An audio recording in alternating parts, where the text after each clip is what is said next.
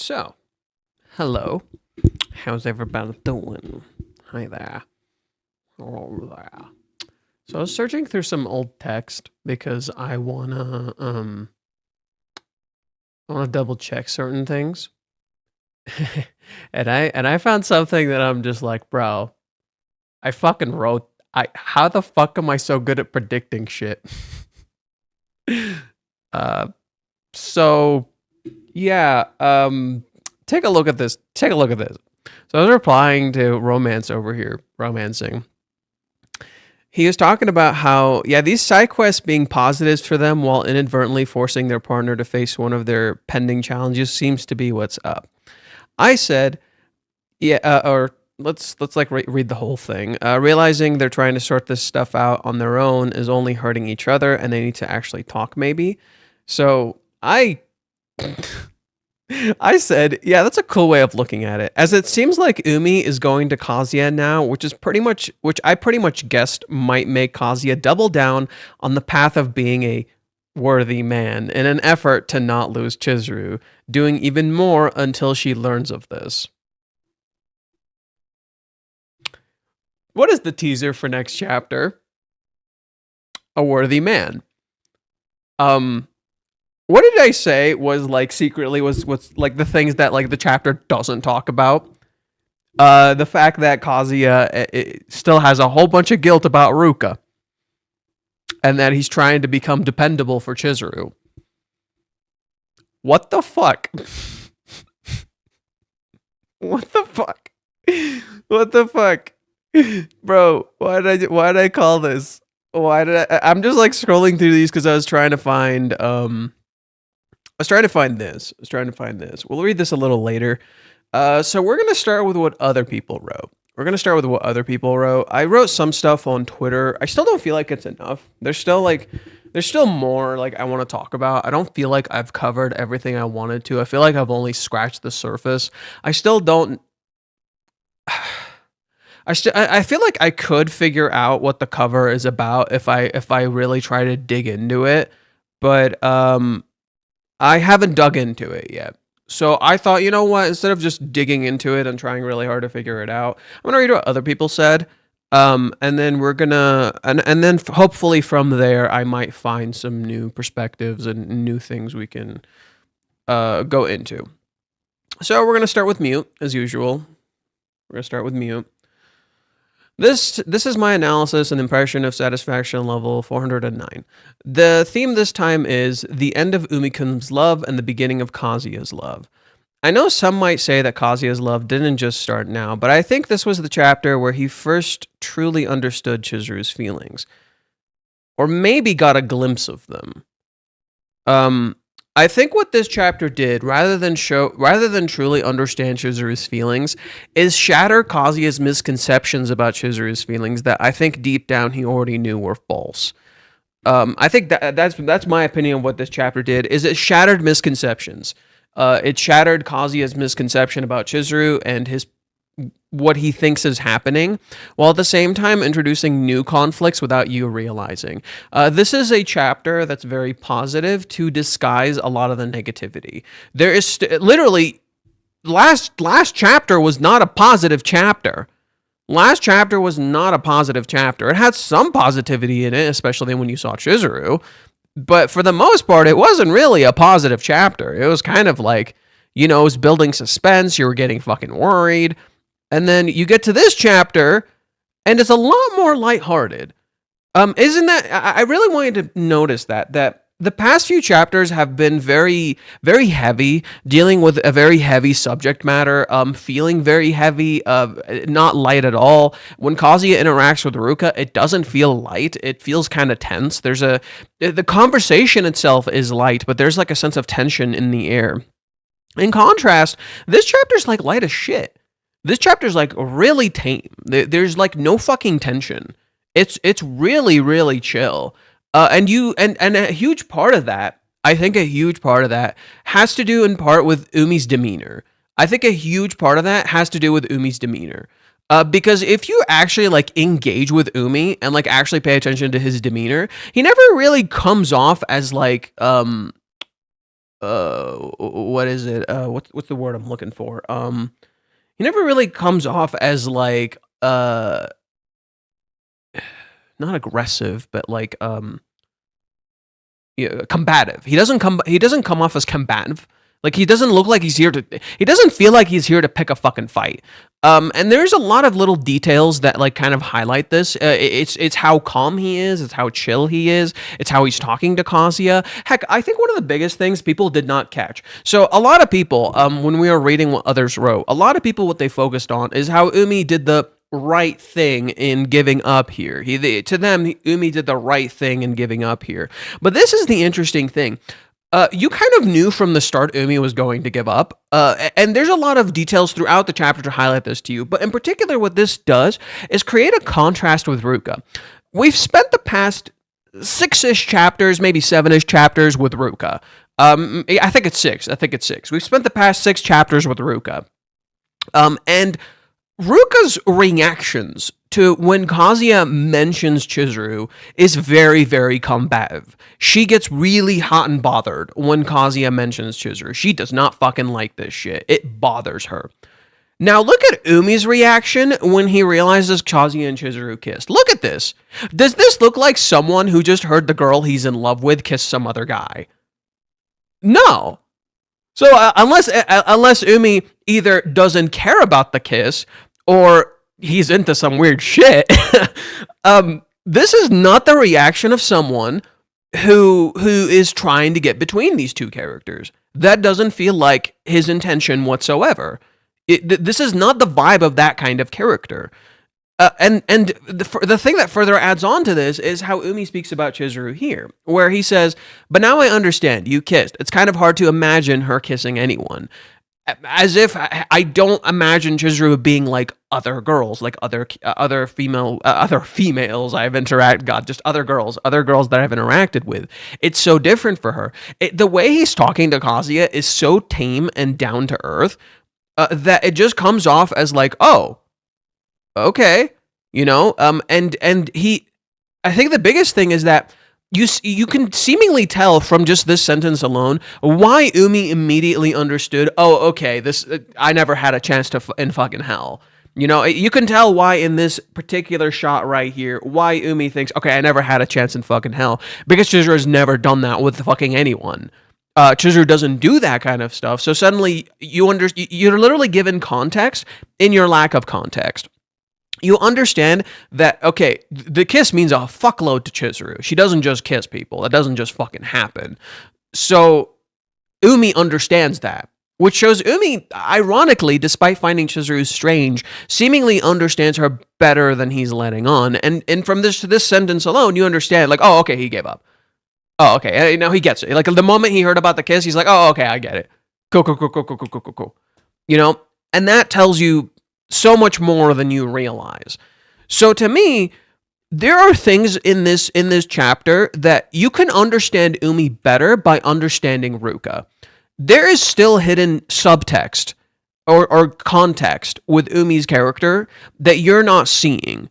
In particular, the theory that I've had for a while is that I don't think he actually loves Chizuru. Whether he's aware of that or not is a whole other fucking matter. But I don't think he actually loves Chizuru.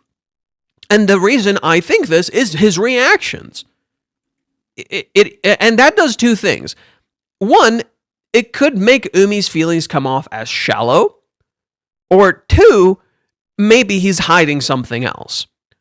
I think what Reiji wants you to think is that there's a bit of shallowness to Umi's character, in particular because of Kazuya's joke here. Because of this idea that Umi's too popular for his own good, that it's making him lose his grip on reality.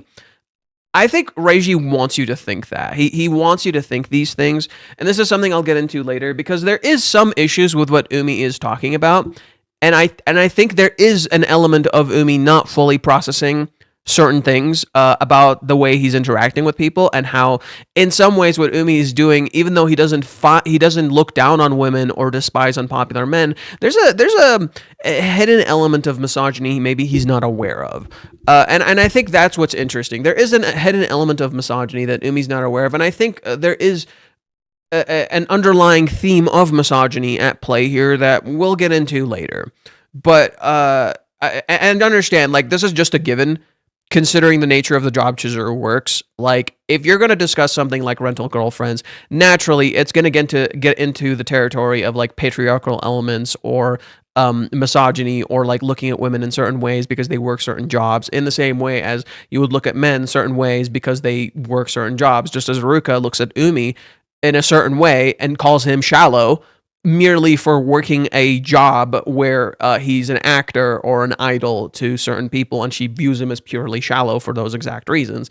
In that way, that's an element of misandry, in contrast to the element of misogyny that Chizuru experiences, where, for instance, Ruka calls her a slut, Mommy calls her a whore, things along those lines.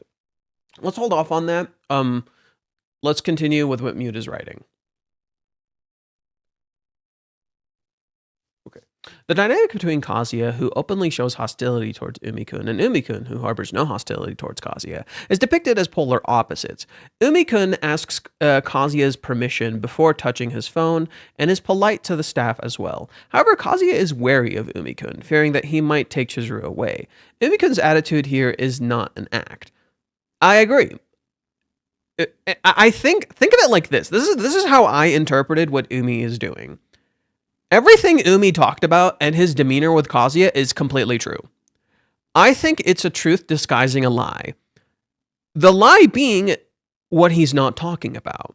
There are things Umi does not mention. There are things Umi does not talk about. And that is the lie. It's a lie of omission. But the things he is talking about are all completely true. He's like pretty fucking straightforward with Kazuya. He's just kind of talking to him. He's not really hiding anything from Kazuya. And that is really fascinating for an actor. You know, that's really fascinating for an actor. But again, you kind of remember he is an actor, and there are things that you're not learning about because he's not talking about them. So he's not lying to Kazuya or anything. But the dynamic between them is intentional, that like Umi's mere presence makes Kazuya hostile. And that actually talks about an underlying issue with Kazuya and Chizuru's relationship, that Kazuya doesn't trust her, and in some ways it doesn't really see Chizuru, and that's kind of a problem that's kind of taken over Kazuya, and he doesn't realize it because he's not addressing himself. Because he has, I think what's going on with Kazuya is that he secretly has these doubts about Chizuru as a byproduct of his experiences, and it's made him a little more hostile towards Chizuru. And he doesn't realize he's doing this, and so he's essentially having a clash of identity between what he knows and the social fear that he's experiencing, the social anxiety that he's experiencing.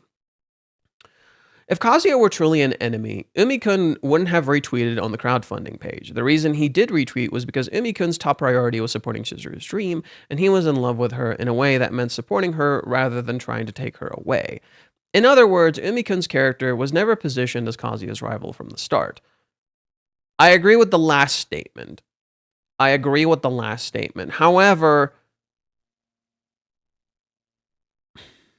maybe Umi loves her platonically. Maybe you could think of it like that. Maybe Umi loves her platonically, akin to Minnie, because there is a lot of parallels between Umi and Minnie. So maybe there's a platonic love to Umi's love to Chizuru. Not so much romantic. Umi-kun thought it was highly likely that Chizuru's love interest was Kazuya, but he wasn't completely convinced, so he straightforwardly asks, have you kissed or anything? Well, he already knew. No, that's not what he said. He knew they got closer. He just didn't know how. No. He knew Kazuya was the love interest, he just didn't know how they got closer. So he straightforwardly asks, have you kissed or anything, to observe Kazuya's reaction. Seeing Kazuya's response, he becomes convinced that the person Chizuru is in love with is Kazuya. I disagree with this take. I think he already knew it was Kazuya. He was just trying to figure out what Chizuru constitutes as getting closer. He already knew it was Kazuya, like from the fucking start. I don't think Umi didn't know. That's a weird interpretation. I don't know why he thinks Umi didn't know. He clearly knew. If you go back, it's so fucking obvious he knew. He knew from literally the fucking movie arc. There's a reason the movie arc is referenced. There's a reason the movie arc is ever so slightly referenced when Kazuya talks about the retweet, because when did all of this start? The retweet. That's where it all started. And that is never talked about. Umi tells Kazuya that he was rejected. Okay? Umi tells Kazuya that he was rejected. He doesn't tell him where this all started. Kazuya has no idea where this all started, how long this has been going on.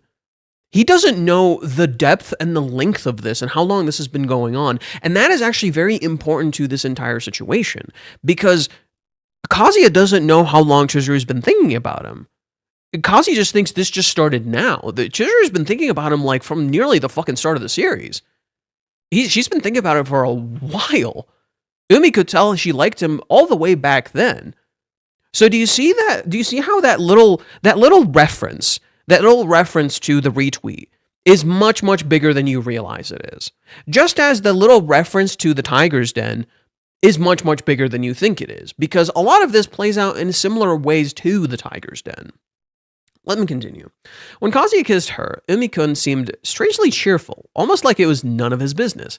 But it's not sour grapes or him hiding frustration. Umi-kun had thought Kazuya was the one for Chizuru, and Kazuya's words finally slotted the last piece into place. Okay, we can somewhat agree on that. Umi-kun came to meet Kazuya with the resolve to end his own love from the start. And as a result, he is now in a state where his feelings have been sorted out. Yeah, didn't it feel like Umi already knew from the start and he was just trying to find a reason to end it? Like, maybe that's another way to look at what Umi was doing. Like, it's almost like he knew from the start and he was almost just looking for a reason to end it and just be purely platonic. Like, he was trying to find a reason to end it. This contrasts Ruka, who's not trying to find a reason to end it. And I think it's because he already came to terms with the fact that him and Chizuru was never going to fucking work all the way back then in the movie arc. He already came to terms with that all the way back then. So that's why, like, it felt like Umi was seemingly, like, aware Kazuya and Chizuru were a thing, and he was just trying to find a reason to end it. You know, but this contrasts Ruka, who's doing the opposite. She's trying to prolong it as much as humanly possible.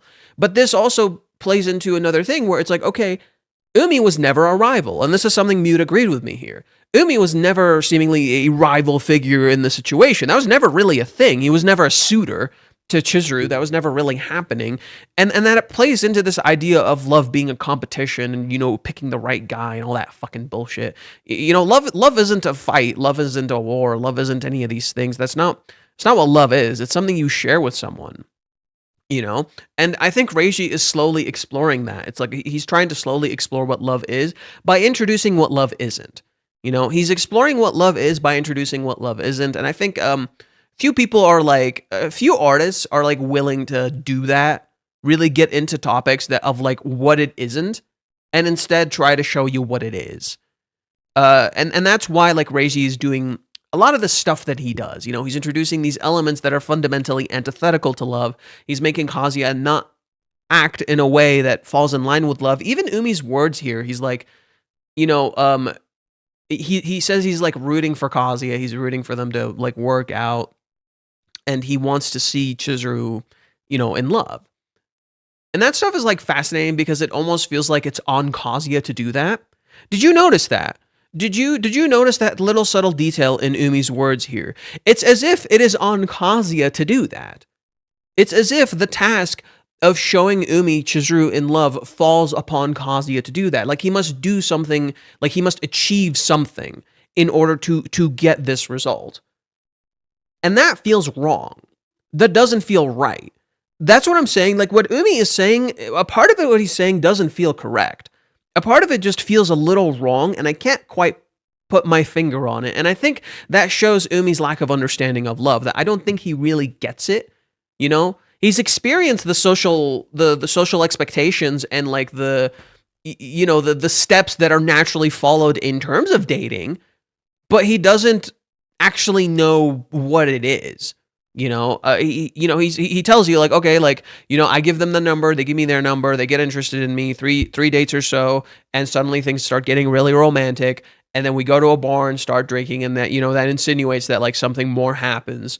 And Kazi's like, I've never fucking experienced that. That's fucking weird. Except Kazuya has somewhat experienced that, and he doesn't really realize it.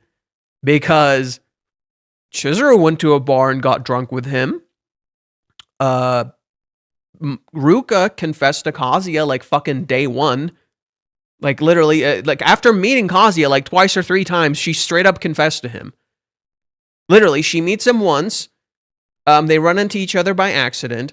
Then they run into each other when Curry is renting her. And Kazuya follows her, and suddenly she thinks she has some feelings for him. Then the third time they run into each other at the school, Ruka double checks to make sure she's actually into him. And then finally she runs into Kazuya at his place and just straight up screams at him, "I love you, please go out with me." Kazuya has literally experienced what Umi is talking about with Ruka. In contrast, Kazuya has also experienced the other part of what Umi said with Sumi, where Sumi invites Kazuya out. Sumi is the one who invites Kazuya out. She uses Chizuru as a conduit, but she does invite Kazuya out. Huh. Isn't that weird? Season 5 airs in April and ends in July. Are you sure? If so, that's crazy. It ends when the series has its on the month the series released. And in July 11th when the characters are meeting. What are the fucking... That's weird. That's whack as fuck. What are the fucking odds? That's whack as fuck. That's a bigger deal than you think. Shit, that's crazy. Okay, that's wild. How do you know it ends in July? My anime list shows the air dates. But we don't know for certain.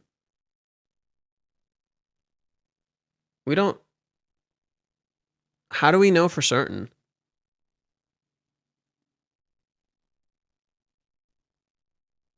Maybe it's like the slots or something. I don't know. We'll worry about it later. But that is really interesting. More importantly, what's the last episode air on? What day does the last episode air on? What day does the last episode air on? In July.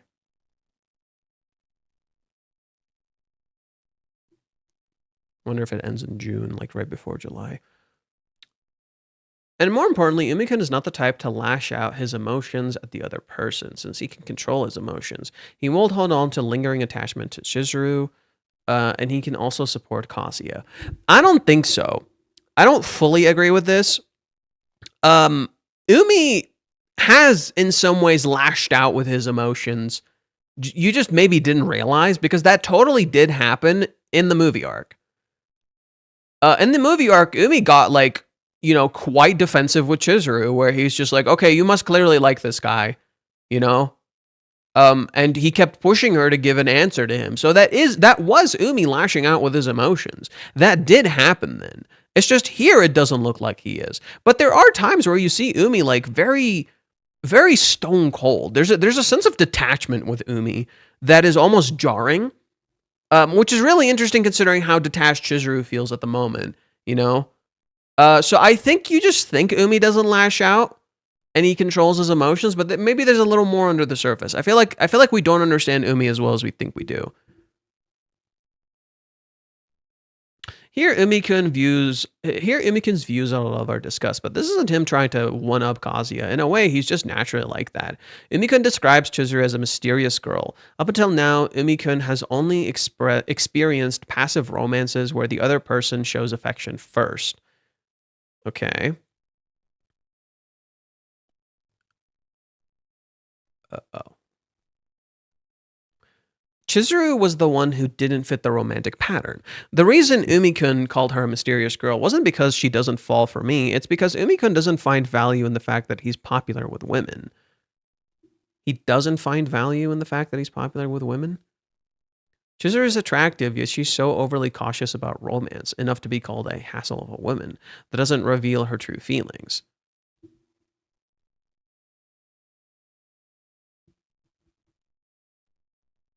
See, that's the thing.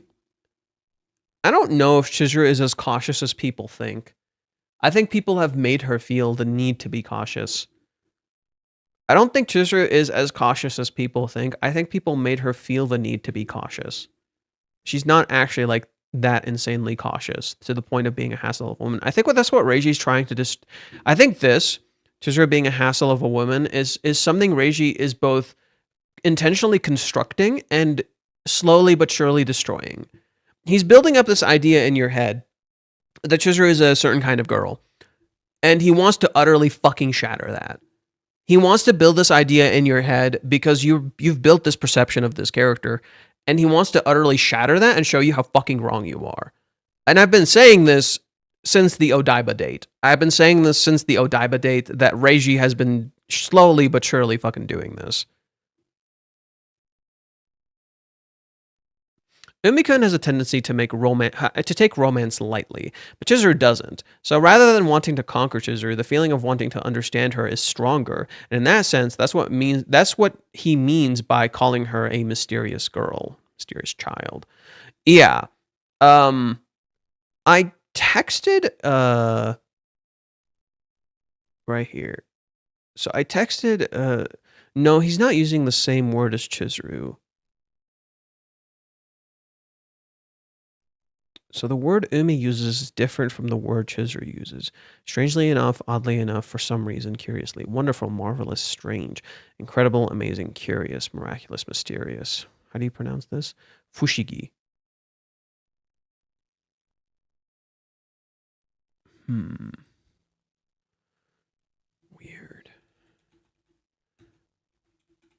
What do you make of... I do agree, though. Umi seems more fascinated with Chizuru than he is actually interested in her. Umi's impression that Chizuru is perfect without a crack to be found is quite certainly wrong. And yet, isn't it an interesting choice of word, considering Kazuya seems to fall back on this a lot? You know, this is what I mean by them being inverted parallels. Umi's words are interesting because they are wrong, and yet Kazuya actively falls back on this line of thinking. It's the same exact thing with Minnie. Minnie's words about Chizuru are unequivocally wrong. Like, literally just straight up fucking wrong. And yet, a lot of people fucking believe her. A lot of people, like, lean into the ideas Minnie is talking about and fucking believe her. And even Kazuya listens to Minnie. And there is a parallel being struck between Minnie and Umi here, where there's very intentional parallels, where we were talking about this last stream. I don't know if you guys saw this. It's right here. When Umi tells Kazuya, whenever I call them cute, they seem pretty taken with it.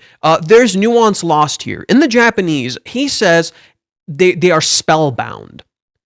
In particular, he says that when he calls girls cute, it's like they're spellbound, and suddenly things start getting more romantic. This is really interesting because Minnie says these exact fucking words in the Joy Polis state, straight up.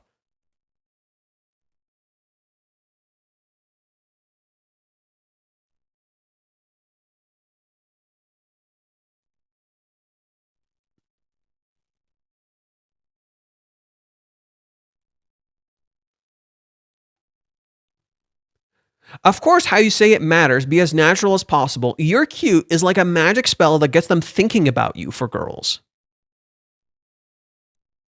And suddenly, Umi says something nearly fucking identical, but you can't tell because fucking localization.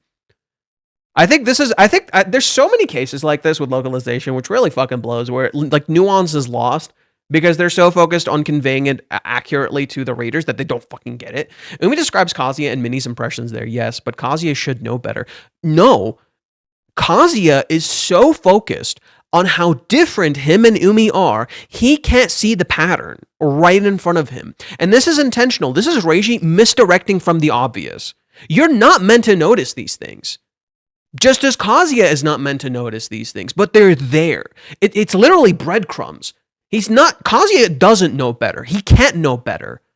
Kazuya is not in a mental space to know better. Kazuya has done one thing and one thing consistently so far in this entire arc. He has a fundamental refusal to self-reflect. he will not self-reflect. That's not going to fucking happen. He literally looks in the mirror, says, "Who is that?"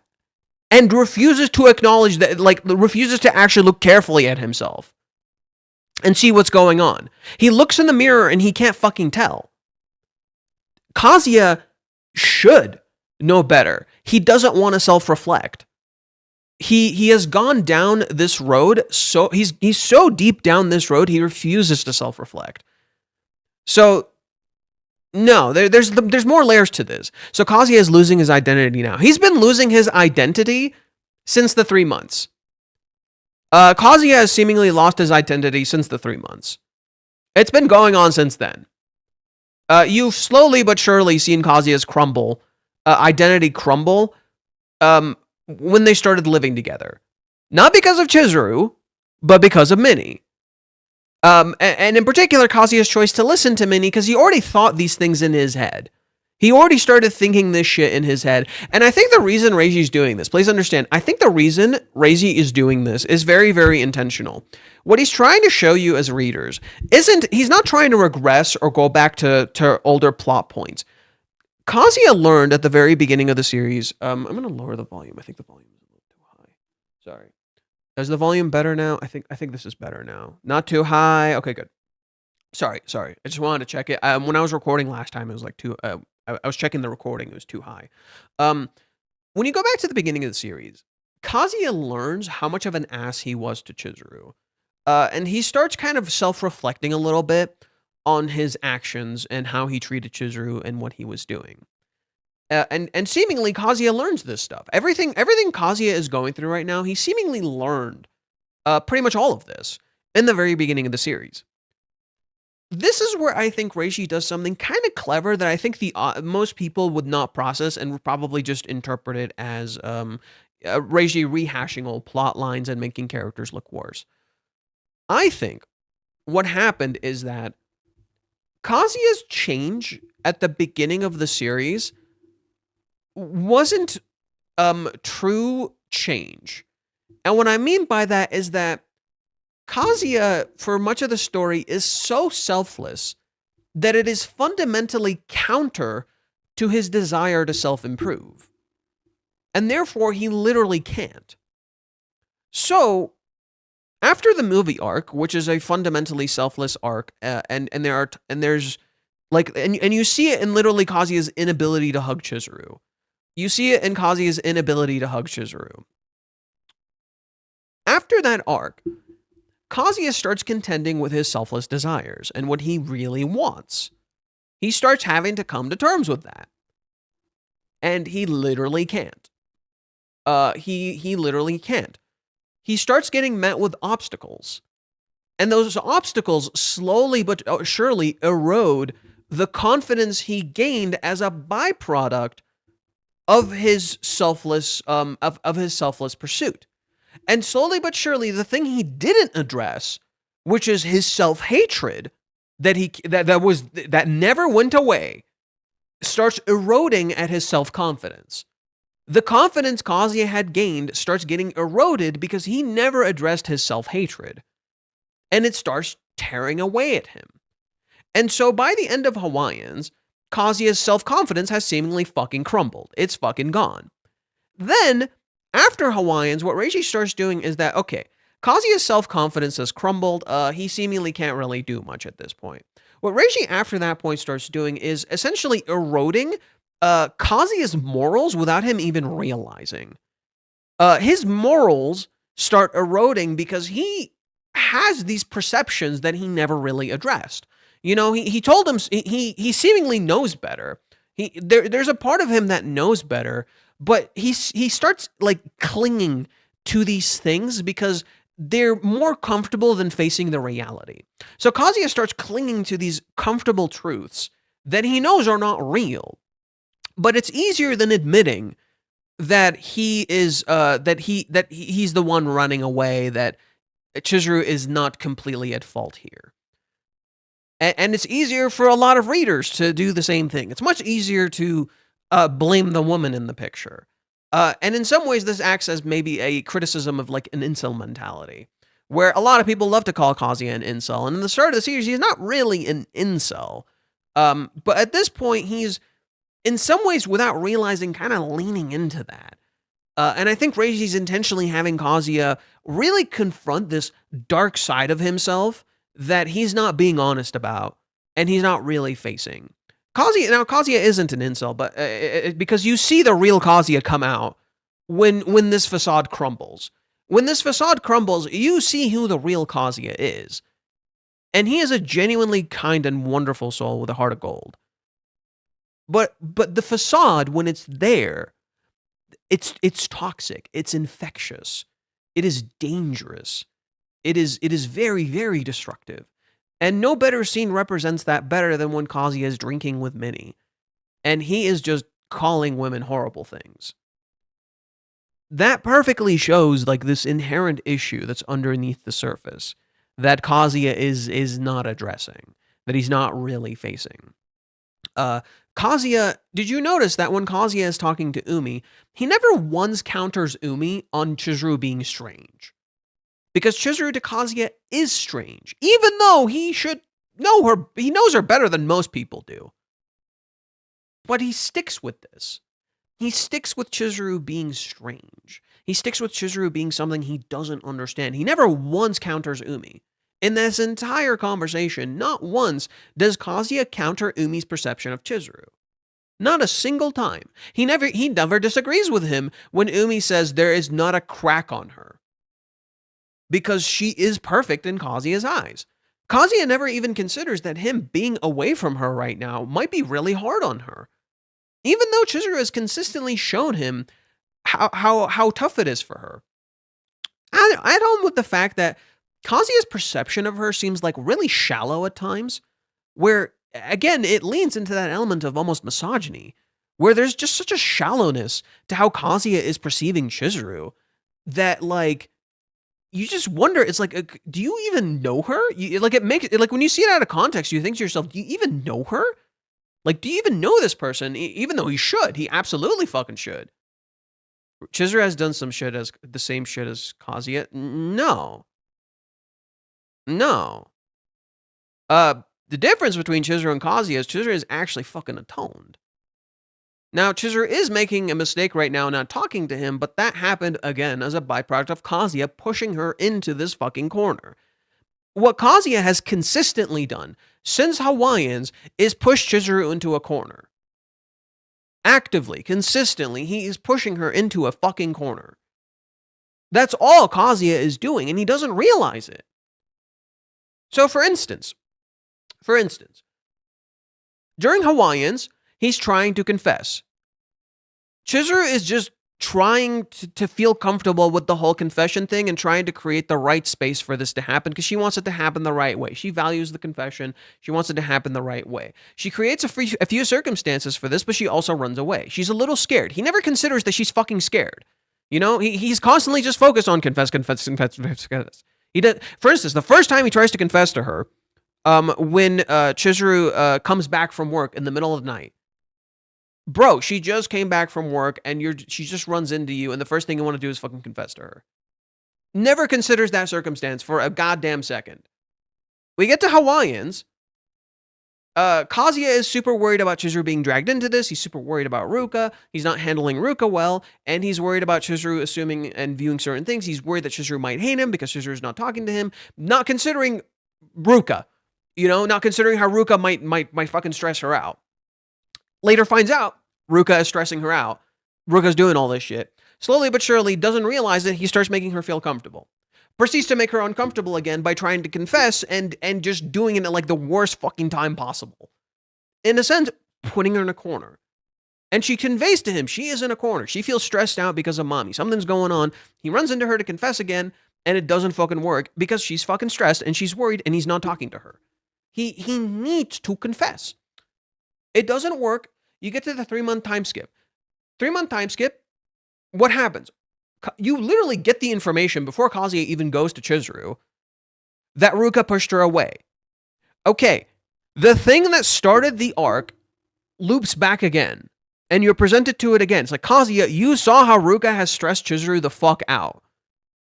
You just saw it happen again. Have you considered that maybe you meeting her might stress her out a little bit and you should maybe ease some of the tension?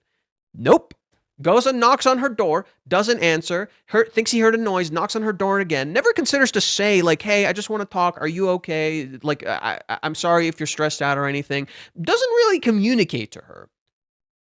Goes home, texts her about a coupon. He tries to make easy, comfortable tension, but Chizuru doesn't know how to respond to him. She's stressed out. Okay? Now, Chizuru does fuck up here in not talking to him. She doesn't know how to respond. She absolutely fucked up. So did Kazuya fuck up in not realizing, okay, she doesn't hate you. She fucking kissed you, dude. She doesn't fucking hate you. She actively conveyed she doesn't fucking hate you, but you're stuck on the rejection and you don't want to get an explanation for what happened there. Did you notice that? Does Kazuya ever try to get an explanation for when Chizuru rejected him in Hawaiians? Does he ever try to understand what happened in that scene? No. And this all connects to Mommy. Kazuya needs to know about Mommy, and he fucking refuses to, even though he knows something fucking happened with Mommy. He doesn't want to address this. He's putting it to the side. He keeps putting it to the fucking side. Okay? Chizuru should tell him, but Chizuru is stressed out enough as it is. Trying to make things work out with him. Chizuru sees Minnie.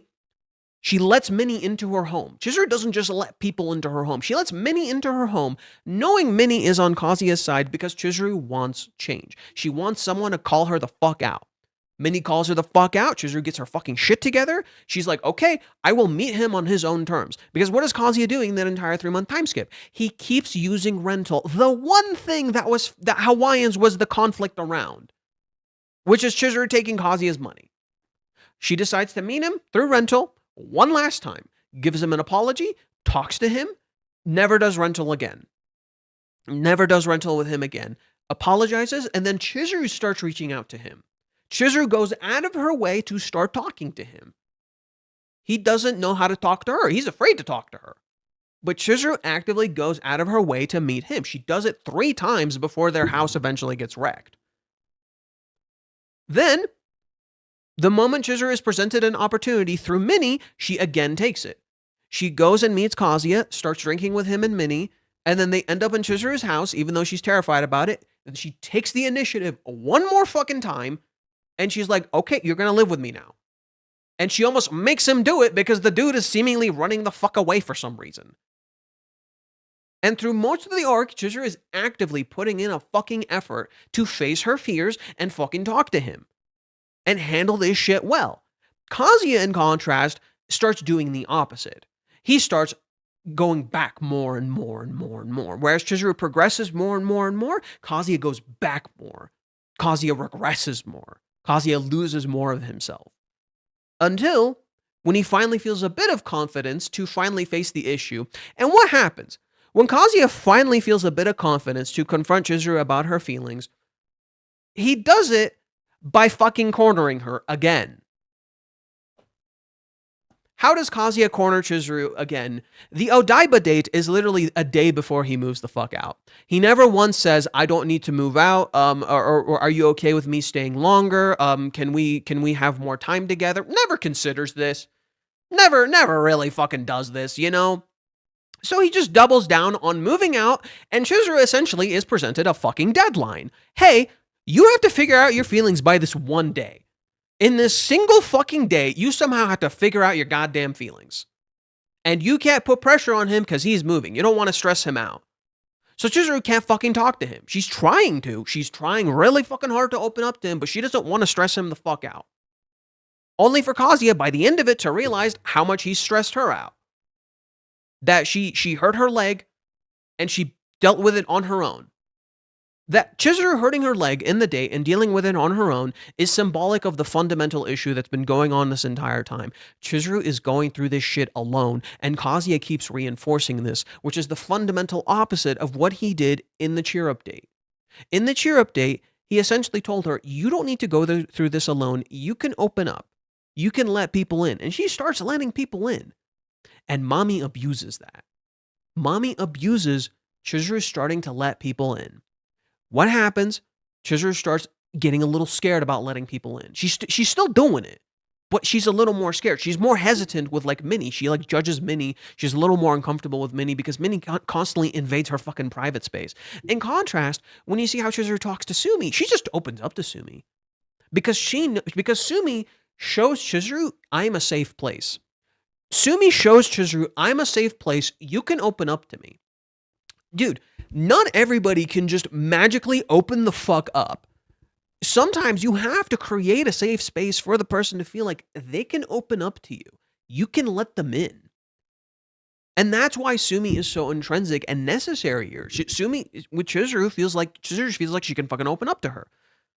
Kazuya, she's opening up to him and he's not opening up to her. For much of the day, Kazuya isn't really talking to her. He's like shutting her the fuck out. And it's like, okay, you want a relationship with her. You can't have a relationship with her if you're just shutting her the fuck out. That's why Reiji says in the date, he says, I don't know why people thought Kazuya was ready to date her. He fucking wasn't ready to date her. He specifically says Kazuya wasn't ready to date her. He doesn't say Chizuru wasn't ready to date him. He specifically says Kazuya wasn't ready to date her. Not the other way around. He wasn't saying they're not ready to date each other or Chizuru isn't ready to date him. No, he says Kazuya wasn't ready. He very much specifies that. And it's because Kazuya is not addressing his fucking emotional issues. He's not dealing with this shit. He is putting it to the goddamn side. And slowly but surely, it is catching up to him, and he's going to realize his part in all of this. We've seen so much of Chizuru's mistakes in this issue. You know, we've seen so much of Chizuru's mistakes in this entire conflict. But the thing is, there comes a point where you stop blaming the person too much. There comes a point where you just kind of start blaming the person too much. And it's like, okay, I think you've blamed them enough. And you have to start taking some responsibility for what you did. Because it's not all their fault. There comes a point where you have to take responsibility for your own actions. And Kazuya is not doing that. He's just really focused on just getting the romance. And he's ignoring the conflicts. What happened in this chapter? We seemingly ignored the Ruka conflict. It just kind of got put to the side. Put to the side. Okay, no, shut up with Reiji's messages clear, because clearly you don't fucking understand it, dude. Japanese mental health system sucks. No, it's not a mental health system. There's no mental health system. No, Japanese conflicts are rooted in a lot of different things. He has social commentary going on. He has social criticism going on. He has stuff about perceptions around women and perceptions around men. He is talking about a lot of different things. The message is clear my fucking ass. He doesn't have a single message. He has a lot of things he's fucking talking about. It's not just Japanese mental health system sucks. He's talking about mental health in general. Because let's be fucking real, most fucking stories don't really talk about mental health like this. At all, period. This is the same thing in the US. Let's not pretend the US is any fucking better. Oh, please. Oh, please. Oh, please. The US actively makes people feel like they can't fucking talk about shit. You're actively being taught to repress your fucking feelings in this stupid country. Are you kidding me? You're literally taught to be some tough big boy man. And you have these stupid people like Andrew Tate like running around and like fucking reinforcing this stupid crap. Are you shitting me? It's every country. So many countries have this shit. And with Japan, it's just a different aspect of it. In particular, this thing about Hanokotaba. Or not Hanokotaba, that's the... Sorry. That's something completely different. Hanokotaba is the language of flowers. I'm stupid as shit. No, there's this like other thing in Japanese culture about like essentially keeping to yourself. Where it's a really fucked up thing that people love to romanticize.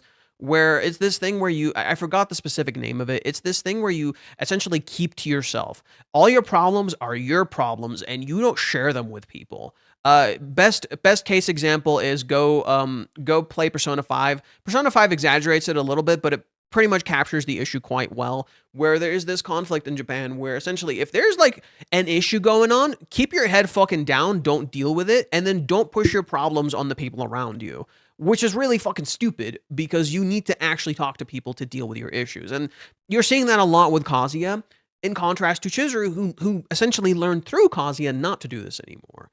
Chizuru learned through Kazuya, okay, I don't need to bottle and deal with my issues all alone, but then he's pushing her to do that. contrasted by Kazuya, who's dealing with a lot of his issues on his own, and Chizuru can't tell because he's not talking to her. And she's going to learn. She's going to learn soon, I think.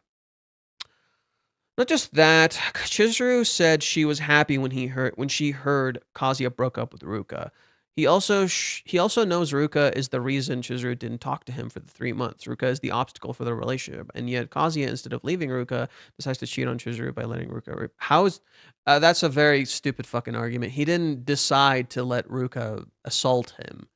You don't decide to let someone fucking assault you. Now Kazuya didn't address Ruka, absolutely, but Kazuya did not cheat. Can you not correlate rape with cheating? Those are that's literally excusing that vocabulary. Like, you're literally excusing the act. What Ruka did to Kazuya was not cheating. She assaulted him. That's not fucking cheating. Now, Ruka is presented as the obstacle of the relationship. In reality, I believe Ruka is the solution. Then why does he salivate every time he sees Ruka? Have you considered that there is nuance to the situation that is far more layered? In particular, do you know how Kazuya has repressed her fucking feelings? He has repressed his desires, and he already feels attraction to Ruka. Just because this is a real fucking documented thing. Victims can absolutely feel attraction to their abusers and not fucking get it. That is a thing. That is a real goddamn thing. How old are you? I'm sorry. That is a real thing. You absolutely can feel attraction for the person and not like it. Because afterwards, every single time, consistently, after Kazuya feels attraction to Ruka, he fucking hates himself. Literally, immediately after, guilt instantly. Instant guilt, right after feeling that. Kazuya repressed his desires. He put them down, actively, consistently, and then they exploded out. Ruka forced them out, and now Kazuya has no control over his desires. There are essentially two parts of him. There is the part of him who is in control of himself and knows this is wrong, and then there's the part of him who's just horny, and he can't control it, and it is driving him crazy, and he hates it. Chizuru is in the same exact boat. When Chizuru kissed him, she opened the floodgates to her desires, and she can't fucking control them anymore. She just hears the word kiss, triggers it instantly. She can't fucking do anything. It's the same exact thing for Kazuya. If he so much as sees Ruka, triggers it instantly. He can't fucking control it. And that's because Kazuya has not been honest with himself about his feelings. That he does feel sexual attraction, that he wants sexual attraction, he wants a sexual relationship, but he doesn't want to address that because he hates this part of himself. He absolutely hates it. So what Reiji is depicting with Ruka is not that Kazuya fucking cheated. That is plain idiotic. He did not cheat. Rather, what Kazuya didn't do, and the reason this is happening to him, is that he didn't take the initiative in addressing his feelings and emotions, and in turn, it blew up in his fucking face. That is what Ruka is. In turn, Ruka doesn't realize what she's fucking doing. She doesn't see the gravity of her fucking actions. She doesn't know what she just did has absolutely uprooted their relationship, because Kazuya can never fucking trust her again. She has absolutely broken the trust between them. She has betrayed him. She absolutely fucking betrayed his feelings. And she doesn't realize this. She has no fucking clue. Chizuru decides to give her heart to Kazuya and immediately ends with Umi. Whereas Kazuya lets Ruka make a move on him. That's toxic. No. Well, what Kazuya and Ruka have is toxic. What Kazuya and Ruka have is absolutely toxic. That I can agree to. But the thing is, Chizuru ended things with Umi a long fucking time ago. There was never really a relationship. You're acting like there was some sort of relationship between Chizuru and Umi. There wasn't really a relationship. Whereas Kazuya absolutely has a relationship with Ruka. But here's the thing. Chizuru's interference with the Ruka thing is in some ways very necessary for a very, very simple reason. She doesn't know this shit. The thing is, Ruka has been doing this crap this whole time, and Kazuya has been going through victim's guilt this whole fucking time, and he doesn't want to hurt Ruka. In fact, Reiji intentionally depicts this to you when Ruka tries to have sex with him, and you're conveniently ignoring that. That Kazuya's attempt to not hurt Ruka, his selflessness, is running counterproductive to his selfish desire to improve himself. You see it right here. Kazuya tries to leave, she says, don't go, and he fucking crashes. Look at him fucking freeze.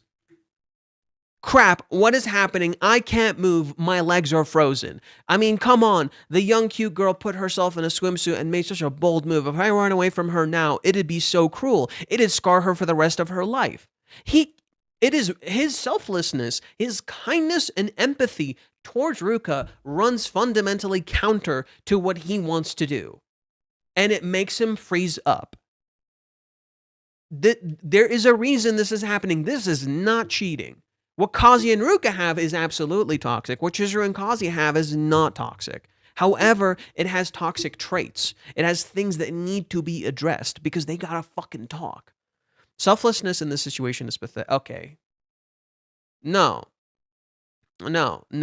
Selflessness is not pathetic. No.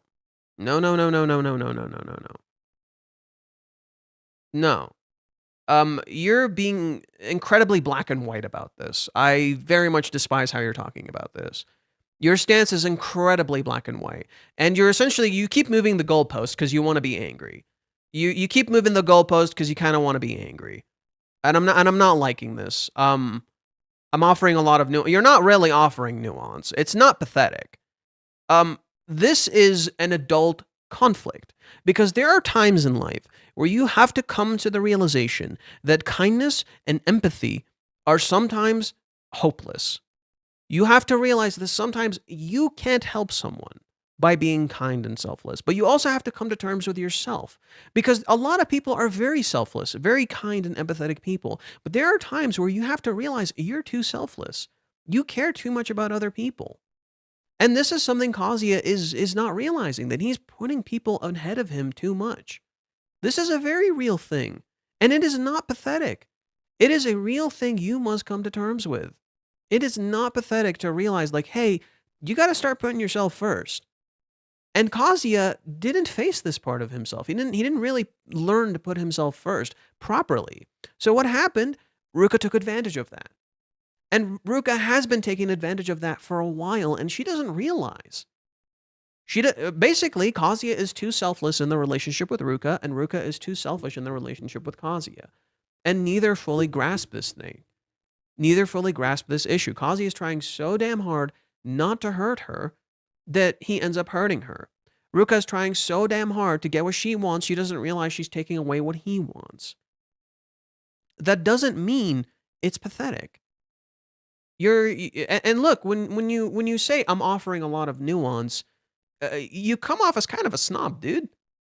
You know, I'm offering nuance, man. I'm not being black and white about this. When you kind of are, you're being very stingy about this. You're really like kind of just doubling down on your stance. And so I'm gonna move on from this for now. I'm gonna continue with Miro. I put this off a little bit too long. Crumpy has something to say. When I see a word, I usually would translate it as mysterious. When Umi calls her weird, strange, I think there is this nuance of mystery. However, when Chizuru calls herself weird, she uses a word that implies not normal. So Umi's is about mystery. Chizuru is about not being normal. Okay. Umi-kun has a tendency to take romance lightly, but Chizuru doesn't. So rather than wanting to conquer Chizuru, the feeling of wanting to understand her is stronger. And in that sense, that's what it means by calling her a mysterious girl. Let's see. It seems that Umi-kun came earlier than promised because he has a drama shoot afterwards. Kazuya realized that Umi-kun doesn't see him as an enemy, but he doesn't know what Chizuru thinks of him. So he still ends up thinking that Chizuru is weighing Umi-kun and Kazuya on the scales. Which in of itself is silly, you know. Kazuya-kun telling Kazuya about his Umi-kun telling Kazuya about his rejection, his own rejection serves in manga terms as a shift from Kazuya's romantic rival to a role that pushes Kazuya forward, and to convey Chizuru's feelings to both Kazuya and the reader. But from Umikun's perspective on romantic aesthetics, it was probably also it was also to neatly conclude his feelings for Chizuru and to reassure Kazuya, who still seemed uneasy. I think it's getting you the illusion of that. It's giving you the illusion of this like conclusion to Umi-kun's character, but I don't think so. You know? And you only got a snippet of Chizuru's feelings, you know? I think what this is doing is introducing this idea about learning more about Chizuru. That's what Umi did. Umi essentially, you thought Umi was going to be this like big bad thing, when in reality, Umi was actually teaching you more about Chizuru and you didn't even realize. You were so busy being afraid of him, you didn't notice what Umi was actually doing. Umi-kun knows that Chizuru is in love with Kazuya. If he doesn't tell Kazuya about Chizuru's feelings, Umi-kun knows that Chizuru is in love with Kazuya. If he doesn't tell Kazuya about his Chizuru's feelings, but Chizuru and Kazuya will end up feeling frustrated with each other and won't move forward. See, that's a problem. I don't agree with this, but I don't think Umi knows that, you know? Umi-kun wants Chizuru to be happy, not to make her his own. That's why he honestly told Kazuya that he got rejected. I can agree to that. After hearing today's talk, I feel like I can accept giving up, says Umi-kun, but in reality, Kazuya barely said anything. He just admitted to kissing Chizuru. But Kazuya, as a romantic powerhouse, didn't give up for such a simple reason as them having kissed. That kiss had a special meaning to it. Yeah, Umi realized there was a special meaning to the kiss. The moment Chizuru from Mysterious Koi clearly said, "I'm in love," Umi-kun had already given up. He figured out he couldn't win against the guy that Chizuru, who never swayed for him, openly admitted she was in love with. But since Chizuru wouldn't clearly say the guy's name, he was thinking there might still be a chance. Umi never said Kazuya's name either. It's not. No, okay. I think he's digging a little deep into this. Both whenever Umi talks to Chizuru about Kazuya, he never says Kazuya's name. That is their thing. That is their thing. When they talk about Kazuya, they don't say Kazuya's name. So no. I think that Umi doesn't know that Kazuya is the guy is a bit silly. The fact that the other person was Kazuya and Chizuru's unimaginable kiss, seeing Kazuya's reaction when she talked about having kissed him, she must have judged that it would be difficult to come between. Oh, Umi must have judged it would be difficult to come between Chizuru and Kazuya. Umi-kun is confident and popular. That's exactly why he doesn't cling to romance and gracefully admitted defeat, stepping back to cheer for Chizuru and Kazuya. I think that's what I don't know. I think that's like a part of it, but not the full truth. Kazuya's expression here carries various meanings. Even though Umi-kun had declared, even though Minnie had declared it a sure win, this was merely Minnie's own interpretation. This is the first time a third party had conveyed to Kazuya that Chizuru is in love with him, and the joy of having triumphed over Umi-kun, whom he had regarded as a romantic rival. Okay. At the same time, there's probably some bewilderment along the lines of, is it okay with someone like me and not the super popular Umi-kun? There's also the pressure from hearing that the very Umi-kun say he's cheering him on. I think this time Kazuya has awakened to a sense of responsibility and resolve that he must face Chizuru's romance with true seriousness. And that's going to contrast his guilt. That's going to absolutely contrast his guilt. Because he's going to keep doubling down on trying to be a worthy man. It's been 2 years and 11 months since chapter 271, so Sumi-chan's return after about 3 years. The words Sumi-chan wrote are, which means to repay those who have shown you kindness with the utmost gratitude. It's probably subtly referring to Kazuya, right? Yeah. Although it's late since Kazuya's birthday, perhaps Kazuya turned down the invitation in the same way Ruka did, saying he'd spend his birthday with his family. From now on, it might be Sumi's role to give a push on the back to Kazuya, who's made up his mind. But I'm not sure if she'll appear next time. Either way, I'm looking forward to Sumi-chan's return after such a long absence. A suitable man, or a worthy man. As expected to unfold with Kazuya striving to become a man worthy of Chizuru, the question of whether Sumi will be the one to push him forward. I'm assuming that's meant to be Sumi. Okay. Let's see what they wrote here. Good God. A little over 7 months have passed since the kiss in the taxi. 7 months? What the fuck you on about? Oh, it's been like a few... It's been like 2 weeks. It's literally been 2 fucking weeks. Kazuya says it's been 2 weeks. What the fuck? And in this chapter, Kazuya finally begins to realize its meaning. Maybe 7 months for us? Has it been 7 months for us? I don't think it's been 7 months for us. From Kazuya's perspective, Umikun has always been a threat, but has this really been the case? I don't deny that Umikun helped Chizuru in the past with the intention of getting closer to her, but every time he tried, Chizuru was always secretive, which is why the fact that Umikun would tell Kazuya his perspective on love and Chizuru is so important.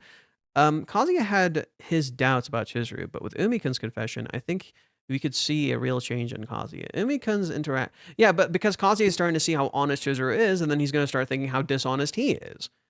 Umikun's interactions with the protagonist always cause both of them to overflow with emotion and act impulsively. On the other hand, Sumi-chun acts as a guide who helps them both direct their efforts into the right direction, which is why her appearance at the end of the chapter makes so much sense. We have a couple of protagonists who have now had everything they need to be together. They still have doubts. She is unstable, trapped in a moment that repeats itself constantly, and he is prey to the self-contempt he feels for not feeling worthy and guilty about the incident with Ruka. Sumi-chan, I trust you to bring order here. I think Sumi's going to introduce more messiness because Kazuya has never talked to Sumi about anything like what happened with Ruka. Kazuya has never talked to anyone about what Ruka has done to him. He's always repressed it. He's always fucking repressed it. So if Kazuya talks to Sumi about this, I don't think he will. I don't think Kazuya will talk to Sumi about this. I think Kazuya would maybe try to understand Chizuru's feelings through Sumi because he remembers that. And that could be something that is explored.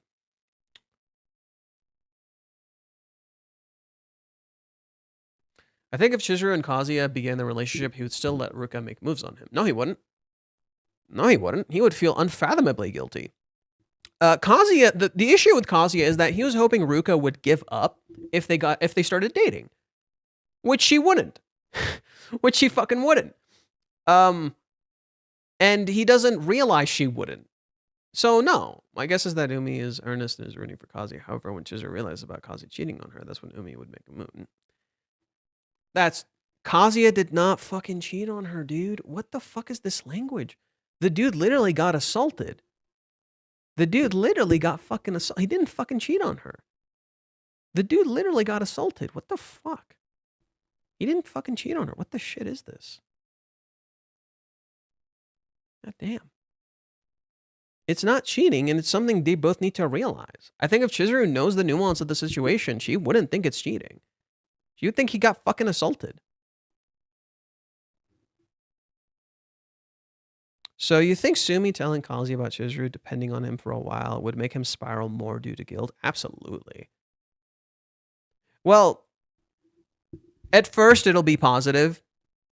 But I could see it spiraling. Not because he judged her this way, but because of his impression being wrong. And then, literally, all of these misconceptions flipping on their head essentially shatter Kazuya's own misconceptions. And in turn, they appear positive, and they are positive if Kazuya wasn't thinking all these bad things. And that's why, it flips everything on its head and shatters the perspective being given to you. Okay. Hey, Varicus first. We didn't get Umi talk with Kazuya this chapter, so then I expect it to take place next chapter. That was about the only thing I got right. The teaser was about Umi, and instead of drama, we got an unexpected resolution. Yep, Reiji deflects away from the drama intentionally.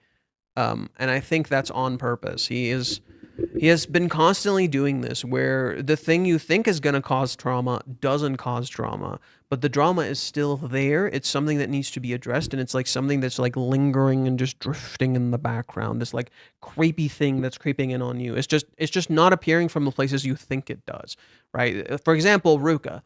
you didn't think anything was going to happen with Ruka. You know, when you first saw Ruka, you didn't think Ruka would be the source of drama. You saw Mommy and you thought Mommy would be the source of drama. Plot twist, Mommy doesn't do jack shit. Ruka upends the entire fucking story and makes Kazuya feel so goddamn guilty he thinks he cheated when he fucking didn't. And Kazuya doesn't know how he's going to face Chizuru. When that's not the fucking issue. That's not how relationships work. We skip right to the talk in the family restaurant. Ruka is nowhere to be seen, nor is she ever mentioned. Kazuya is freaking out internally. He still has no idea what Umi wants from him. He fears that Chizuru might have decided on Umi, and he is here to declare victory. He reminds himself that Chizuru... And it's like... God, I really fucking hate this language of declaring victory.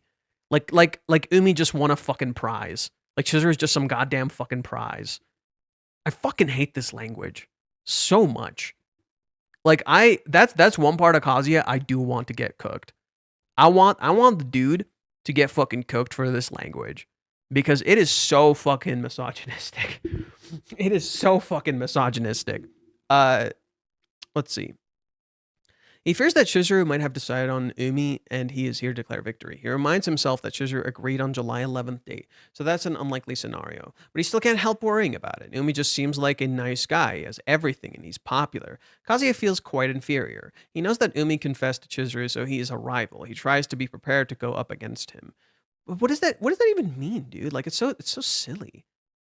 It's also the language Minnie uses. Master, you've won. Yeah, I know. It all started with Minnie. It all started with Minnie. Minnie has been using this language for a while, and Kazuya just goes with it. Kazuya just fucking buys that shit. Umi asks how Kazuya and Chizuru's relationship has been going, which, by the way, is really interesting. It's very reminiscent of how Chizuru does. It's very reminiscent of how Chizuru does it right before they go to the Tiger's Den. So let me show you what I mean.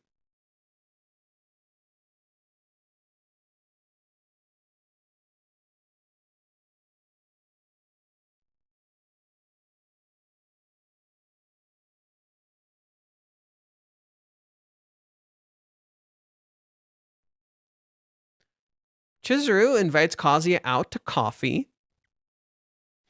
That's interesting. And then she asks him, what's new with Ruka-chan? How is your relationship with Ruka-chan going? Since last time, are things going well? Yeah, they're, fine. Well, I'm sure your relationship continues to evolve. Maybe your feelings have changed? No, not really. In the end, I don't have feelings for her. After all, you're the one. Oh, I see. She's hiding stuff. It's cute. It's fucking adorable. I love when Kazuya notices. It's so fucking funny when he realizes like how fucking, oh my god, she is a fishing. She wants to know. Chizuru wants to. It's so cute. Chizuru like really wants to fucking know. But yeah, there's a similarity there. Let's see. Where did I leave? He reveals that Chizuru came to play futsal with him, and they talked a bit about Kazuya. He tells him that Chizuru said that they got closer. At those words, Kazuya thinks about the kiss, just as Chizuru did in chapter 395. Umi says that Chizuru didn't tell him any detail, but she said they weren't dating. Umi wonders what closer meant. He asks if they kissed, which Kazuya confirms. Umi can't understand how they kissed, but aren't together. And Kazuya actually agrees because he's also can't understand that. Hey, look, there's a similarity between them. Umi reveals that he can't even imagine Chizuru kissing anyone. Kazuya's takeaway is that Chizuru didn't kiss Umi, but also confirms that Chizuru wouldn't just kiss anyone. Kazuya still doesn't see himself as privileged. He doesn't see his own fucking privilege. Kazuya does not see his own fucking privilege. The following monologue from Umi is the most interesting and the most revealing. Umi says that Chizuru is a very strange girl. Girls usually accept his invitation to go somewhere. Chizuru declined his invitation to dinner in chapter 126. Things often naturally go in a more romantic direction after meeting a few times. The girls usually invite him after exchanging contact info. Chizuru contacted him to reject him. Calling them cute usually works as a magic spell. Chizuru doesn't like flattery. He implies that more is happening after getting drunk. Chizuru only drank with Kazuya. Yeah, I was going to mention this too. Chizuru literally goes drinking with Kazuya. And lastly, he said that the girls usually confess to him. Chizuru doesn't seem to like Chizuru doesn't seem to be like any other girl. Kazuya can't relate to any of that. Umi is too popular, the teaser for his own good. Kazuya's takeaway here is how vastly different he is from Umi, what he doesn't realize here is what it means in regard to Chizuru. Umi just told him that his methods didn't work on her because he felt so inferior. But Kazuya, because he felt so inferior, tried everything he could to be more like Umi on the date. He invited Chizuru. He tried to be all cool. He tried calling her cute, and he went to get her a little drunk with. And he went and got her a little drunk with him. Oh my God, they did go drinking. They did go drinking. Fuck, I forgot about that. He tried the Umi method on the date, and he was rejected. His conclusion was that he needed to be even more like Umi. But Umi just said that it didn't work for him either. Yet Kazuya didn't realize that he might be using the wrong approach. Umi gets ready to go. Kazuya once again wonders what this was all about. He knows that Umi confessed to Chizuru, and Chizuru never said anything about Umi. He thinks that Chizuru probably hasn't rejected Umi, so she might still be weighing her options. Just as he thinks that, Umi reveals that he has been rejected, and that Chizuru said she wanted to face that person she might be in love with wholeheartedly. He says that Chizuru is just perfect. She avoided details, so Umi came to see if he still had a chance. Now he thinks that it's time to give up. He asks Kazuya to show him what it looks like for Chizuru to be in love. Kazuya now knows that Umi was rejected. He also knows that what Chizuru said about him.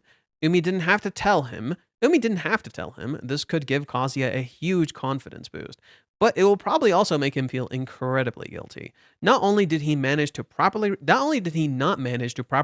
Ruka yet, making it seem like he is the one keeping a backup in case things with Chizuru didn't work out, but he also doubted Chizuru right up until Umi told him he was rejected.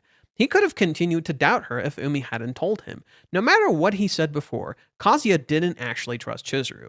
I don't know if Kazuya will realize this, but he should. In the end, we see Sumi packing a birthday gift for Kazuya. We can assume that she is going to show up soon. What next? The teaser for next time is a worthy man. It is the same wording Kazuya uses when he says he wants to become a worthy man for Chizuru. I would love it if he actually thought about what that means. I think I'm getting a better idea of where we're going with all this. Through every interaction, Kazuya learns something new about Chizuru. He gets a little bit more context, and he gets a different aspect of love to consider. With Minnie, he talks about the meaning of Chizuru's actions. Ruka, it's all about desire. Umi is the ideal he strives for, and he is the basis for his expectations. Mommy is about guilt. Mommy's about guilt. No. I disagree. I think Ruka is guilt and desire. Mommy is about ambiguity. Mommy represents Chizuru's ambiguity. When he interacts with Mommy and doesn't understand what the fuck Mommy is doing, he doesn't get what Chizuru is doing. So he gets confused. Because not realizing he's the one causing this confusion. Because he's not fucking talking to them. It's the same thing with Mommy. With Mommy, Kazuya waits too long to say anything. He doesn't take the initiative in the scenario. Mommy asks a question, Kazuya doesn't respond, and the choice is taken away from him. Mommy represents the ambiguity in Kazuya's lack of initiative, in the similar ways to how Ruka does. Ruka is desire and guilt, Mommy is ambiguity. Mommy is the ambiguity of Chizuru. Sumi is about emotional connection, value, and selflessness. Maybe real emotional connection. And in particular, I think Sumi is about communication. I think Sumi has always been about communication. So Sumi being about real emotional connection and communication makes the most sense. I don't know about selflessness, but it is relevant. Selflessness is relevant, but I think communication is a bigger thing with Sumi than it is just value and selflessness. Value is there, though. And I think Sumi in particular hits at trust. I think Sumi, out of every character, really hits at trust. Trust is a big fucking thing with Sumi. Because Chizuru really trusts Sumi. Like, Chizuru fucking told shit to Sumi she hasn't told anyone else. Chizuru genuinely trusts Sumi. So, in Kazuya finding out certain things that Chizuru has told to Sumi, he can start realizing how he doesn't trust her and how much she trusts him. Kazuya can learn something new from everyone. He just learned that Umi was rejected and that Chizuru wanted to face Kazuya. Sumi can tell him how important he is to Chizuru and that he saved her. From Mami, he could learn what actually happened at Hawaiians. Mami won't tell him. Mami won't fucking tell him. Because Mami doesn't want to tell him. It would fucking hurt her. Mami is not like Sumi and Umi. They're not the same characters. Mami's not gonna fucking tell him what happened. Kazuya would have to dig for that. Or Mami might need to feel guilty enough to do that, but she fucking won't. Mami, see, I think the biggest thing about Mami's character is that Mami is a reflection of Kazuya. Quite literally. Mami is Kazuya. She is trapped in her tower, and she doesn't want to leave. She is too comfortable with the escapism. She knows what she needs to do, but she's too afraid to do it. Mami doesn't want to escape her tower. She is content being the princess stuck in the tower. And she's okay with her fate being decided, even though she fucking despises it. She is a reflection of Kazuya. She is a reflection of his inaction. That is what Mami is. So Mami is not gonna fucking do this. Ruka is a reflection of Kazuya's desire and guilt. You know, she is a reflection of Kazuya's deep-seated desires that he really wants to let out, but she also reflects his guilt in not wanting to take these actions that hurt the people around her. Just as Kazuya doesn't want to take actions that hurt the people around him. So Ruka reflects the desire and guilt. Mami reflects inaction. Sumi, I think, reflects Kazuya's inability to communicate and not saying her actual feelings. Because she has these feelings that she actively puts to the side in favor of the people around her, which is exactly what Kazuya does. Kazuya actively puts his feelings to the side in favor of the people around him, and he uses his personality as an excuse to not do it. Sumi absolutely fucking reflects that. So those three, and then finally Minnie. Minnie is too caught up in social media. She is too caught up in what other people say and what other people think, and she is an absolute reflection of that deep-seated insecurity that Kazuya feels in regards to the people around him. In regards to being worthy enough. She essentially fuels all of his bad traits. Minnie is just the encapsulation of Kazuya's all of his bad traits, all the judgment of... She's literally just social media embodied as a character. And that reflects the social expectations Kazuya thinks he needs to live up to. Okay. But he could also draw parallels or contrast to him or to Chizuru. I'm almost sure that Chizuru feels desire just like Ruka, but she feels bad for it like Kazuya. Chizuru feels guilty like Mami, and she doesn't think she deserves Kazuya. And that's Mami's fucking fault. I guess Chizuru, Mami represents guilt for Chizuru, less so for Kazuya. I could see what you mean about Mami representing guilt, but I don't think so. Not for Kazuya. Like, Kazuya feels bad for Mami, but I don't know if she represents guilt. Do you elaborate on that more? Sumi could tell him how important he is. Okay, we already read this. Let's see. Sumi likes Kazuya, but she's willing to sacrifice her own wishes for Kazuya and Chizuru's happiness. Just like Kazuya and Chizuru are sacrificing their own wishes for what they think the partner wants or needs. Okay. Yeah, see, I agree on that front. But he could... wait. Kazuya is getting the pieces he needs from the people around him. He might be able to create a rather consistent image of Chizuru with those. He wasn't able to do that before because he didn't have all the pieces. It is still partially his fault because he could have just asked Chizuru. She told him she won't lie to him, but he was too afraid to ask, too comfortable in his ignorance. Too comfortable in his ignorance. We as readers don't have an excuse.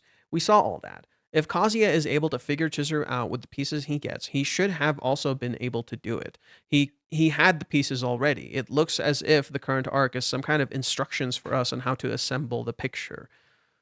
I agree, while at the same time what this is doing, so I'll talk about this in a little bit. What this arc is actually secretly doing is that it's helping you assemble the picture, but also telling you why the picture wasn't assembled in the first place and why we even got to this position at all. Basically, it is Kazuya is undergoing a hero's journey, and he doesn't realize how the very nature of it even existing is broken and shouldn't have happened. It is fundamentally deconstructing everything you understand about Chizuru to pieces. It is telling you how little you actually understood for the past like 200 plus chapters, like all the way to Hawaiians. It is essentially this is essentially not just putting the pieces together. It is rewriting the story so you see it for what it is. I wrote something about that. Let me pull it up.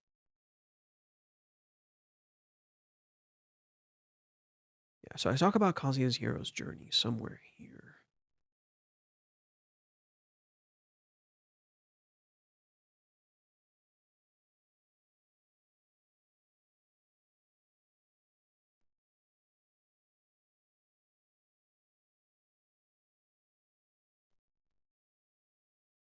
Where is it?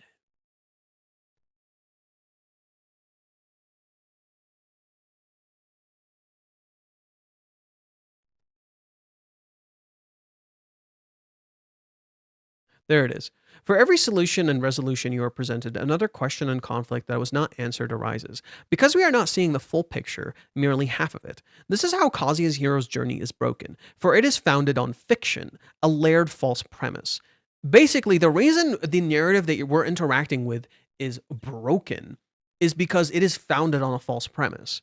So when we see the full picture and realize we've been living a fucking lie, it essentially rewrites the entire structure of the narrative and makes Kazuya realize what he's not only what he's been doing wrong, but how he's essentially been continuously choosing fiction over reality while claiming to want reality. It is showing him that everything he has done up until this point has been something he has chosen to do, and it is purely fiction. And I think that's what this arc is secretly doing. It is fundamentally deconstructing Kazuya's beliefs. It seems a fairly complete theory to me. I personally also thought that Kazuya finally got a realization on his last span along the lines of, what the fuck have I been doing? Here's hoping that Sumi can push him in the right direction, as she often did in the past. The whole I can't bother her situation somewhat reminds me of I can't console her after Sayuri died in a way. It is. You're correct. Absolutely. It absolutely nods back to that. And I even said this. Let me pull it up.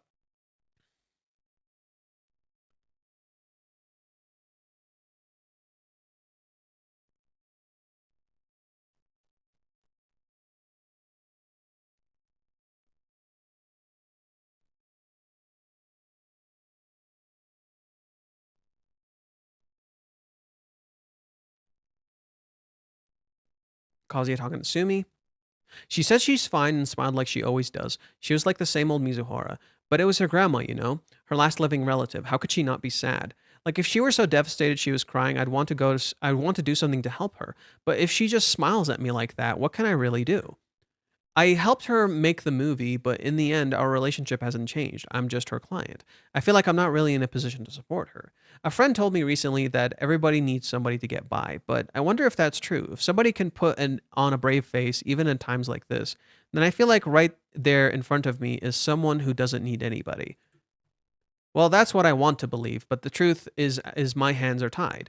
I feel like maybe you'd know. Maybe you'd understand her feelings better than I do. And he doesn't know how right he is, especially now, especially where we are now in the story. He doesn't know how right he is. But what has Kazuya been doing? He's been going to Minnie instead of talking to Chizuru. Instead of talking to Chizuru, and instead of talking to Sumi, who would actually get Chizuru, instead of Minnie, who doesn't know jack shit about Chizuru.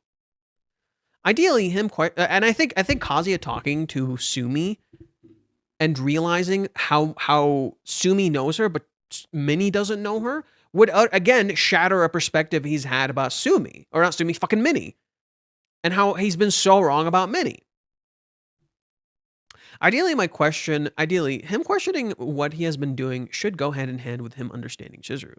Only when he understands her will he also be able to see what he himself has been doing wrong. He has been acting on his own and Minnie's impressions of Chizuru. Kazuya has seen multiple times already that this impression was wrong. You know that your impression was wrong when she doesn't act like you expect her to.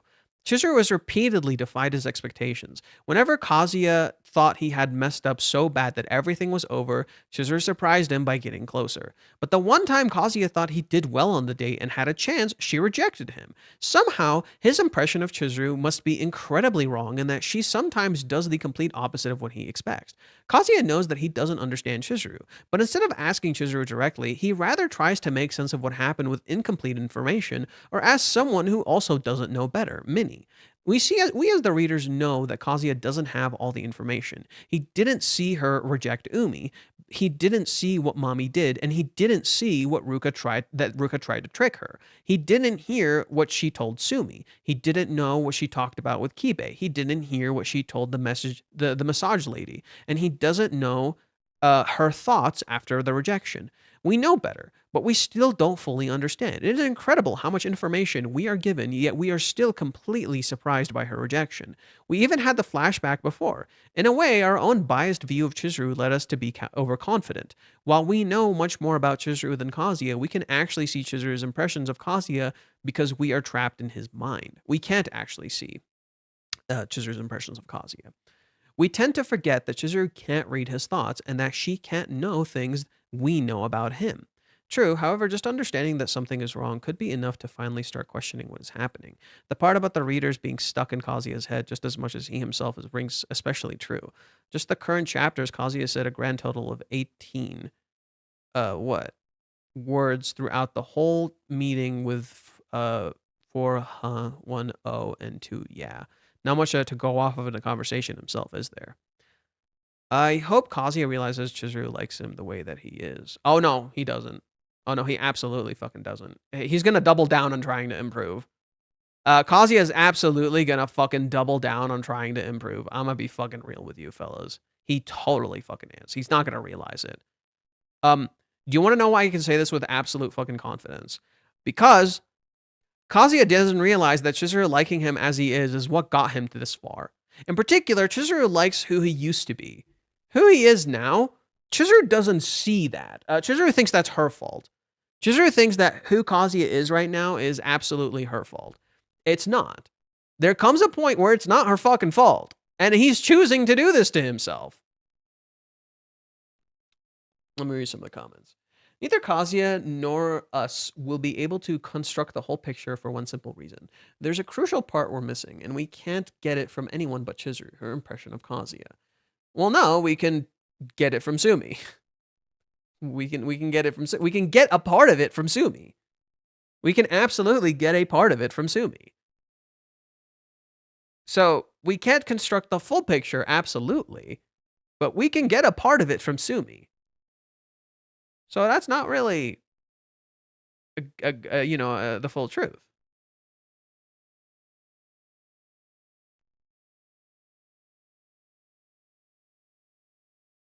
Phantasm is a good man? What?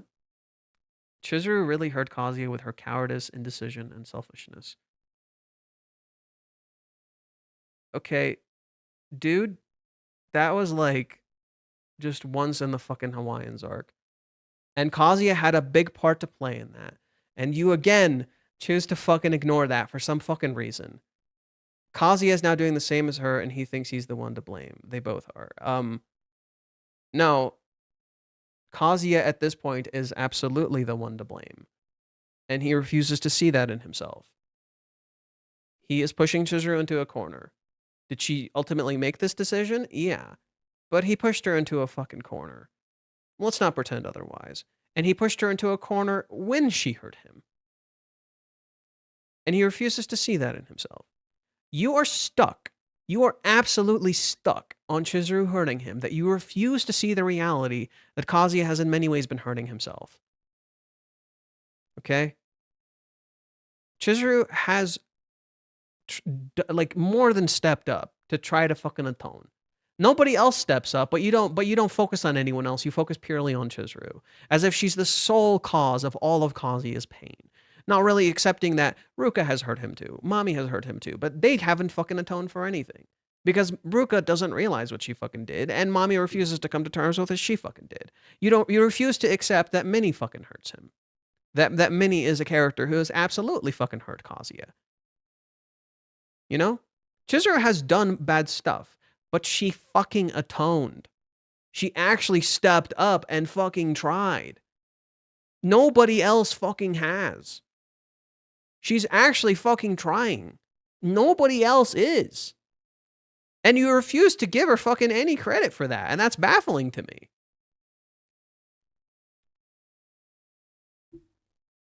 I'm still reserving a bit of, I don't trust this guy, he's actor, this may be an act, but that was fun.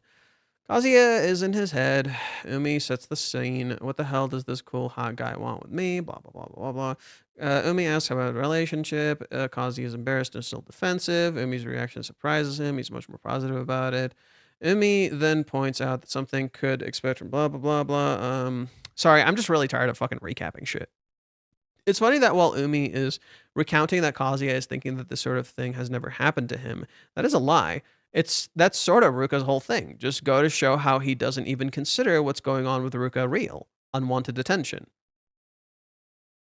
Yep, that I agree with. Umi excuses himself. He still has a shoot tonight and has apparently got what he wanted.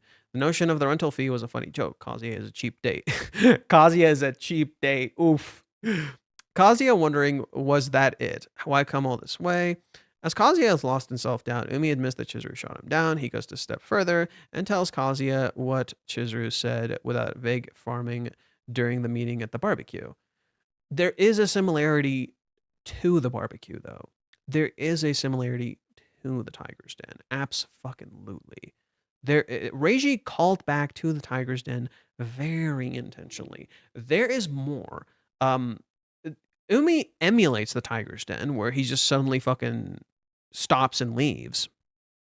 But at the same time, there is a hidden similarity to the Tiger's Den that you don't realize, you know? Like, initially, it looks the same, and then Umi explains. And in some ways, you get context for the Tiger's Den, and in many others, you don't. There are things we don't know. I also agree that Kazuya will double down. If Kazuya knows that how high regard Chizuru holds him, he would absolutely try to meet those expectations. Sumi won't change that. Yeah, Sumi might end up making him double down on that even more. If she, well, she might not. It might shatter his expectations. It's really hard to know. But I have a theory that Sumi's going to introduce messiness into the narrative. Whereas, because basically, every single character that has been in some ways representative of innocence has introduced the opposite of what you think they're going to do. Or pretty much every character that is representative of something does the opposite of what you think they're going to do. For instance, we start with Mommy. First thing Mommy does, you think she's going to cause trouble. Not only does she appear cute, the moment it looks like she's going to stir up something, she doesn't, and she just leaves. Ruka, the character who hasn't done anything for the past 100+ chapters, does like some of the most heinous shit fucking possible. Umi, who you think is here to stir up some fucking drama, does the opposite. Like, completely the fucking opposite. He, like, talks to Kazuya, he's honest with him, and he tells him everything. He doesn't lie about anything. So Sumi, the character whom we have associated with innocence and saving the day and fixing all of this, might actually introduce a sort of messiness we were not expecting. Sumi might end up introducing drama into the picture we were never expecting. And I think that's totally, absolutely possible. Because Sumi has a lot of repressed feelings for Kazuya. And those repressed feelings came back to haunt her on the birthday. And she's gonna, I think what's gonna happen with Sumi is Sumi, in my opinion, might end up having this clash between her care for Chizuru, how much she fucking cares about Chizuru and Kazuya's relationship, and her own feelings that she's hidden. And I think Kazuya might try to maybe repay her somehow, you know? He's like, okay, well, you listened to me open up in the past. Maybe I should listen to you open up. And then she tells him she likes him or something. And suddenly things are fucking weird, you know? And you know, it's, I think Sumi's feelings, being repressed and her not talking about things and not communicating is going to be very, very relevant. I think there's going to be more to the Sumi thing, especially considering I think Sumi and Umi are probably the most important. Well, you know, I think Sumi and Umi are pretty fucking important, in particular to the date, because of how much they influence the date. But Mami, Minnie, and Ruka are of course also important to the date. I'm just mostly mentioning Sumi because Sumi influenced the entire date. Remember, how did Kazuya come up with the date? Sumi. He based the date, he emulated what Sumi did on the date. Or he emulated what Sumi did when she asked him out for to cheer him up over with and listen to him about Chizuru's feelings because she wanted to give him a birthday gift, right? So you remember the last time that Sumi gave Kazuya a birthday gift. It is not going to play out like that. Or there might be a similarity, you know? Because last time with Kazuya's earlier birthday, what happened? Ruka kissed him. And it was on the birthday. Here, she doesn't just kiss him once, she straight up fully sexually assaults him. And she completely ignores his feelings. She doesn't really stop. And similar to that event, it appears like there is a sort of change, but it's not positive. It's purely negative. Everything after what happens with Ruka is purely negative this time. And Ruka doesn't get triggered by Chizuru. She does this on her own. Right? Before, it was purely impulsive with Ruka. This time, she purely does it on her own. So there could be a similarity to those events where maybe Sumi initially listens to Kazuya. You know, maybe Sumi initially listens and talks to Kazuya. But I could see some sort of turn from these events. You know, I could see some sort of twist from those events where, you know, last time Sumi talked to Kazuya, it started the whole movie arc. I think it would be really fascinating if Sumi acts as a subversion of her role where, you know, it doesn't turn out like that. Because in the when Ruka kissed Kazuya, it did cause him a lot of guilt. But in some ways it was kind of like, geez, oh man, it's so layered. I'm trying to compare and contrast what Ruka did on Kazuya's first birthday and what Ruka did on Kazuya's second birthday. I'm having a bit of a hard time because there is a lot of similarities, but the events are not the same either. Because what Ruka did in Kazuya's birthday, you could still somewhat constitute it as kind of innocent, even though it was still assault. Now, there's no in-between. It is assault and their relationship needs to end. It is really, really toxic and bad. Right? Before you could maybe like excuse Ruka. You know, I think that was the big thing is like before you could somewhat excuse Ruka with what she did on Kazuya's birthday. This time you kind of can't. And at the same time, like it damn. Like my brain's not working right now. It's kind of annoying. Sumi won't be like Minnie. She has been support for the relationship, but she might actually confess, and that would make things much more messy. Yeah, like I just don't think Sumi is gonna follow the role that we think she will. You know, I don't think Sumi is gonna follow the role that we think she will. I think every character is breaking their roles. You know, every character in some way, shape, or form is breaking their predestined roles. Umi broke his predestined role as the rival. Ruka broke her predestined role as the, as the secondary character who won't do anything. Mami, in some ways, is trapped in her role as a mirror to Kazuya. Maybe characters are like breaking their roles, but they're showing how trapped they really are. So that's actually maybe a more fitting way to put it. In breaking their roles, they show how trapped they really are. So in Ruka breaking the role of inaction and choosing to take action, she in turn realizes how trapped she really is. The same thing can be applied to Mami. in Mami choosing to take action and ask Kazuya about his about if he loves her or not, you see how trapped Mami truly is, because she chooses not to do anything and doubles down on doing fucking jack shit. Umi maybe could be applicable to that in some way, shape, or form as well, where, you know, Umi breaks his role by admitting defeat and all that, but in turn, it shows how Umi even now still doesn't understand Chizuru. Which also shows how trapped he himself is. That he's so fascinated by her that he would do all of this and be so far away from his work that he needs to know so much about Chizuru, which in turn shows how trapped Umi actually is too, and how trapped Kazuya is. Kazuya is somehow in a nearly checkmate, but he has not enough pieces. I don't know what that means. Umi rephrased it as "don't mess things up with Chizuru." No, he didn't. Where the fuck did you get that from? He didn't fucking say that. The fuck? Stop making shit up. Technically, the first time Ruka kissed him was cheating. No, it wasn't. Every single time Ruka has kissed Kazuya, it has been without his consent. Every single fucking time. It is not technically cheating. It is not cheating, period. Okay? She literally pulled him in and he fucking pulled his head away and said, "This is wrong." Bro. Every single time Ruka has kissed Kazuya, it has been without his consent. And he froze up. He freezes up every time she fucking does it. Because it is a fucking traumatic event. The fuck you on about?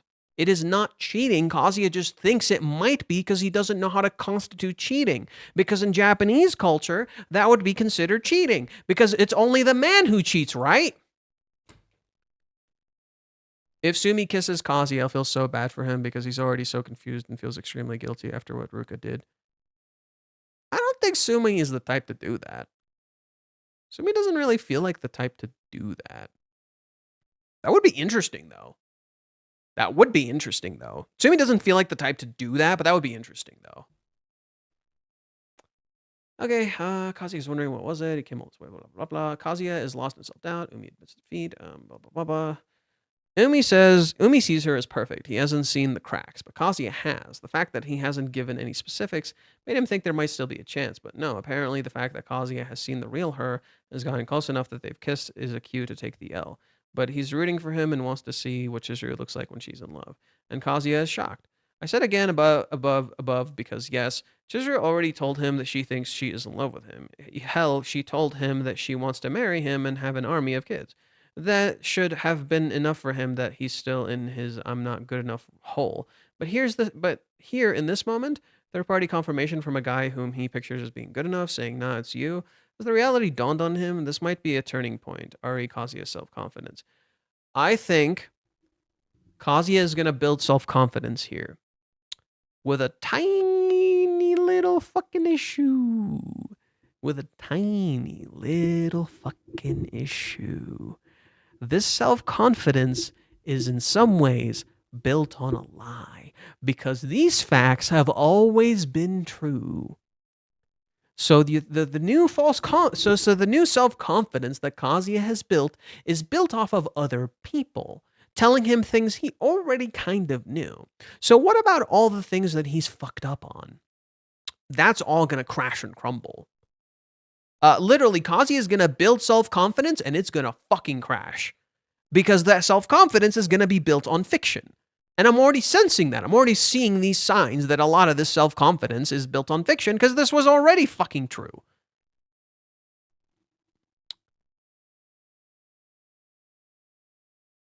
He knows that she was sincere when on the date she said she might be in love. What else was she sincere about? Oh shit, maybe he should fucking text her. No. Kazuya is just gonna realize like how wrong he was about everything. There's no good move because there's no pieces. Like everything seems to be going a good way, but it ain't doing a thing and it isn't good for the situation because before he would hit, he shouldn't, but now he shouldn't wanna. Like you can't do a thing. When you say hit, do you mean like he should have sex with her? And then there's no good move because there's no pieces. Oh, Kazuya can do anything he fucking wants. He's just choosing not to. It's all just an excuse.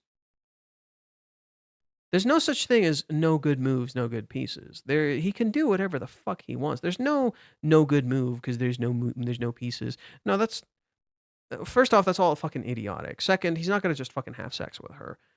They need to. I can tell you right now, even if Kazuya had tried having sex with Chizuru prior to what Ruka did, he would have frozen up. You want to know why Kazuya would have frozen up and he wouldn't have actually been able to go through with sex with Chizuru, even if what Ruka did not happen? Because he has repressed his sexual fucking desires. He has repressed his sexual fucking desires. And what's going to happen, he's going to not be able to form, and he's going to be like, what the fuck's wrong with me? Why can't I do anything? And he's going to freak out. Now, he's going to freeze up not just because of that, but he's going to freeze up because of Ruka. Like, tell me what to do. Ruka can die if I cut her off. Like the heart. She's not going to die. First off, Kazuya doesn't fucking know that.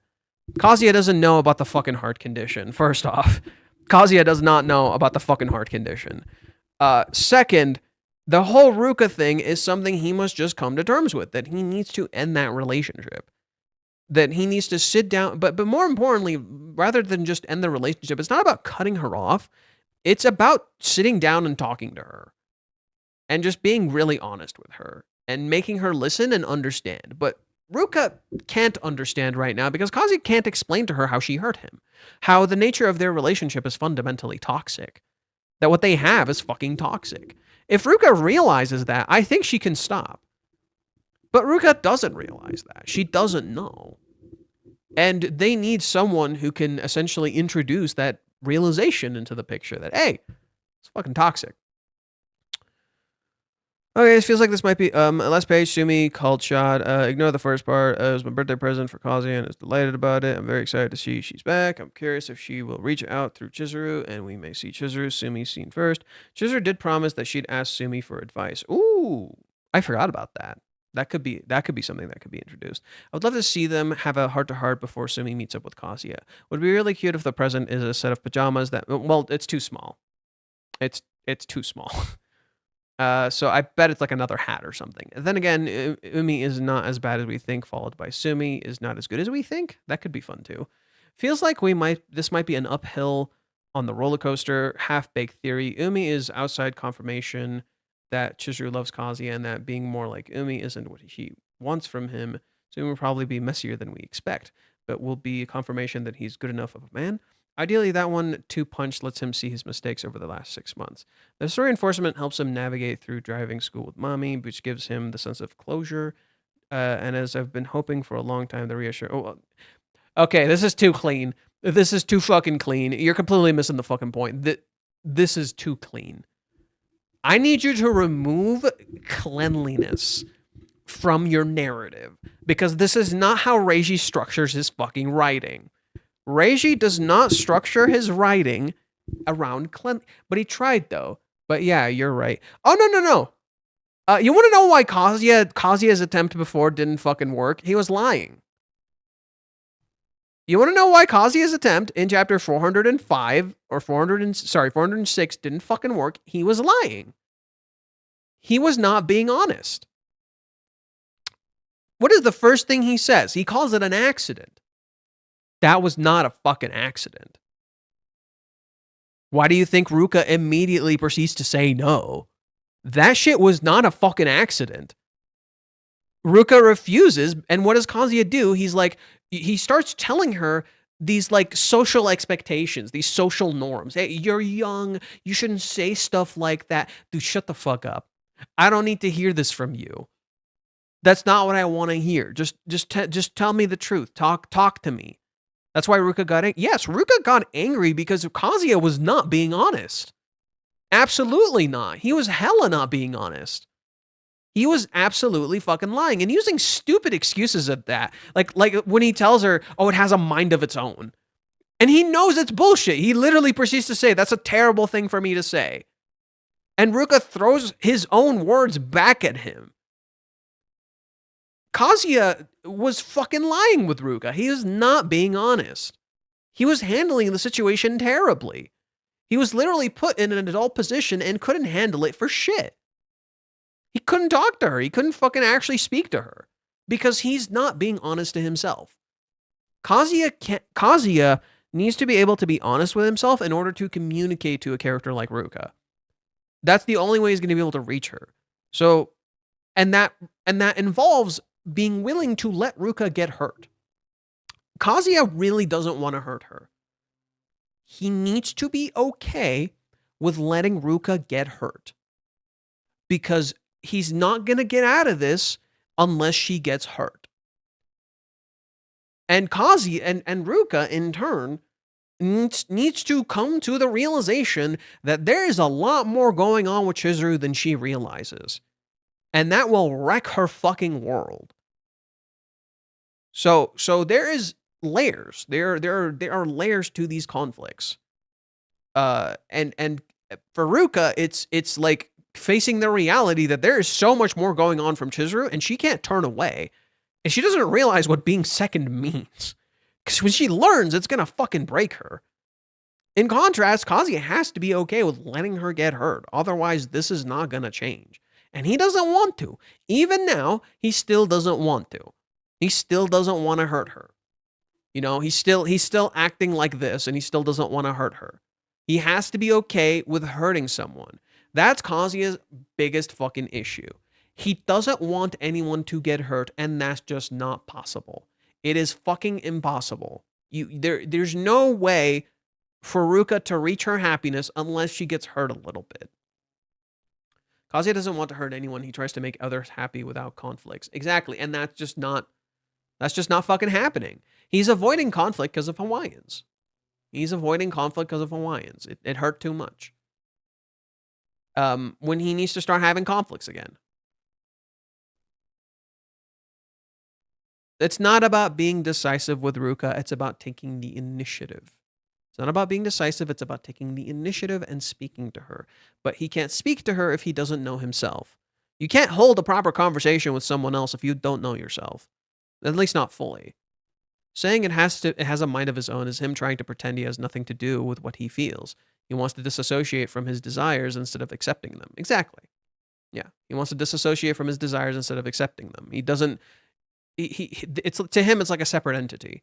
To him, it's like a completely separate entity. Looping back to the top, I love the cover image. I feel like there could be a preview of 7-Eleven. I don't know. I really like the idea of the driving date will be Kazuya and Chizuru getting out of town, having the conversation they desperately need to have in the car. Rip off the Band-Aid. Okay, so the cover. I've yet to make a proper analysis for the cover. Maybe the cover is presenting you an ideal. Maybe that's what it is. Maybe the cover is presenting you an ideal. Your perception of perfection. This is, in some ways, a reflection of many things.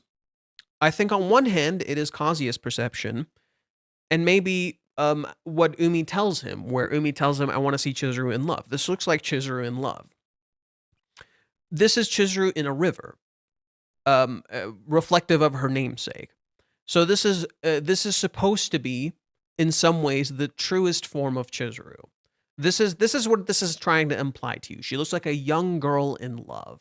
So this is meant to be the truest form of Chizuru, and yet there is an idealism to it that feels real and doesn't.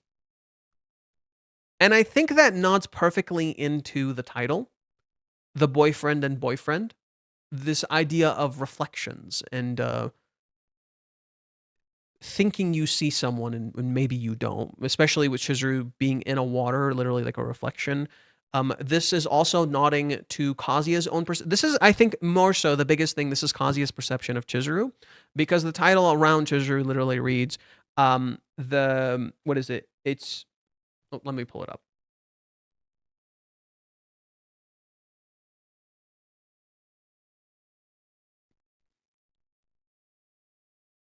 Yeah, this is meant to nod to the movie arc. I think the biggest thing is that it's a nod to the movie arc. There's an idealization of it that's akin to a film. Um, and the text here reads,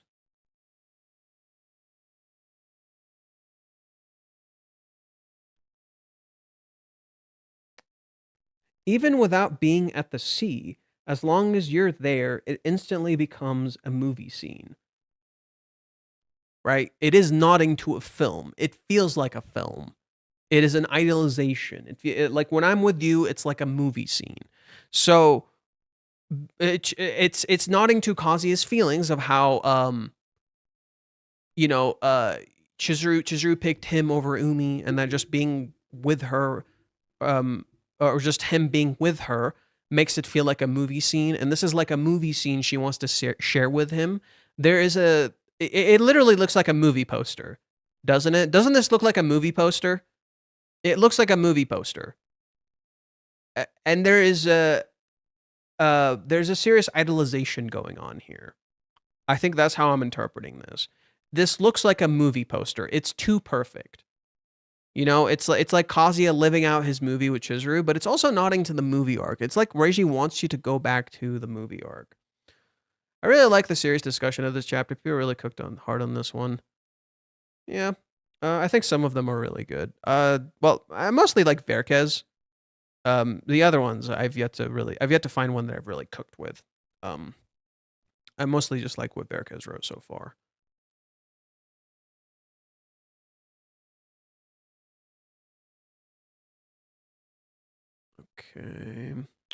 Okay, this guy writes some interesting stuff. Although he does, I don't know if it's this guy or Bob's Roberts or something that clings on to Ruka being this like evil character. I don't know if it's this guy or the other guy. Let me drink some water. Take a break.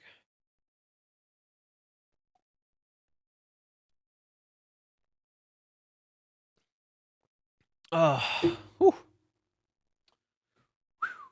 Okay. So what else did they say? Here, we should not forget that Umi C in Japanese. So like, I don't know what Umi are here. Yeah, it's like the cover is saying, I don't care because you're here. And it looks like a movie scene. But why a movie scene? You know, I'm trying to process that. Why a movie scene? Why does it look like a film? Why the vibe of a film? How does that fundamentally connect to the chapter? It's like you're observing Chizuru, like she's an actress far away that you can't really engage with, and yet you are with her.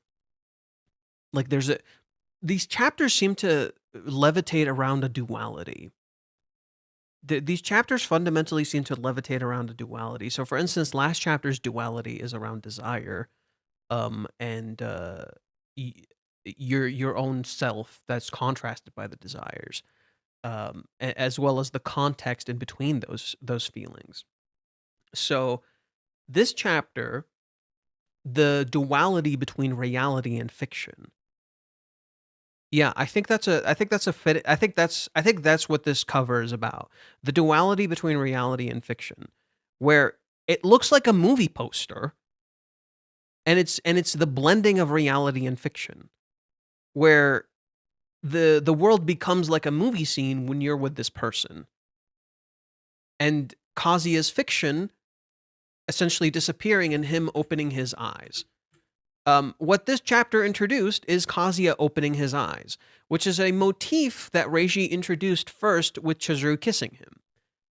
Umi's eyes are closed. He cannot see Chizuru. He cannot see what Chizuru being in love looks like.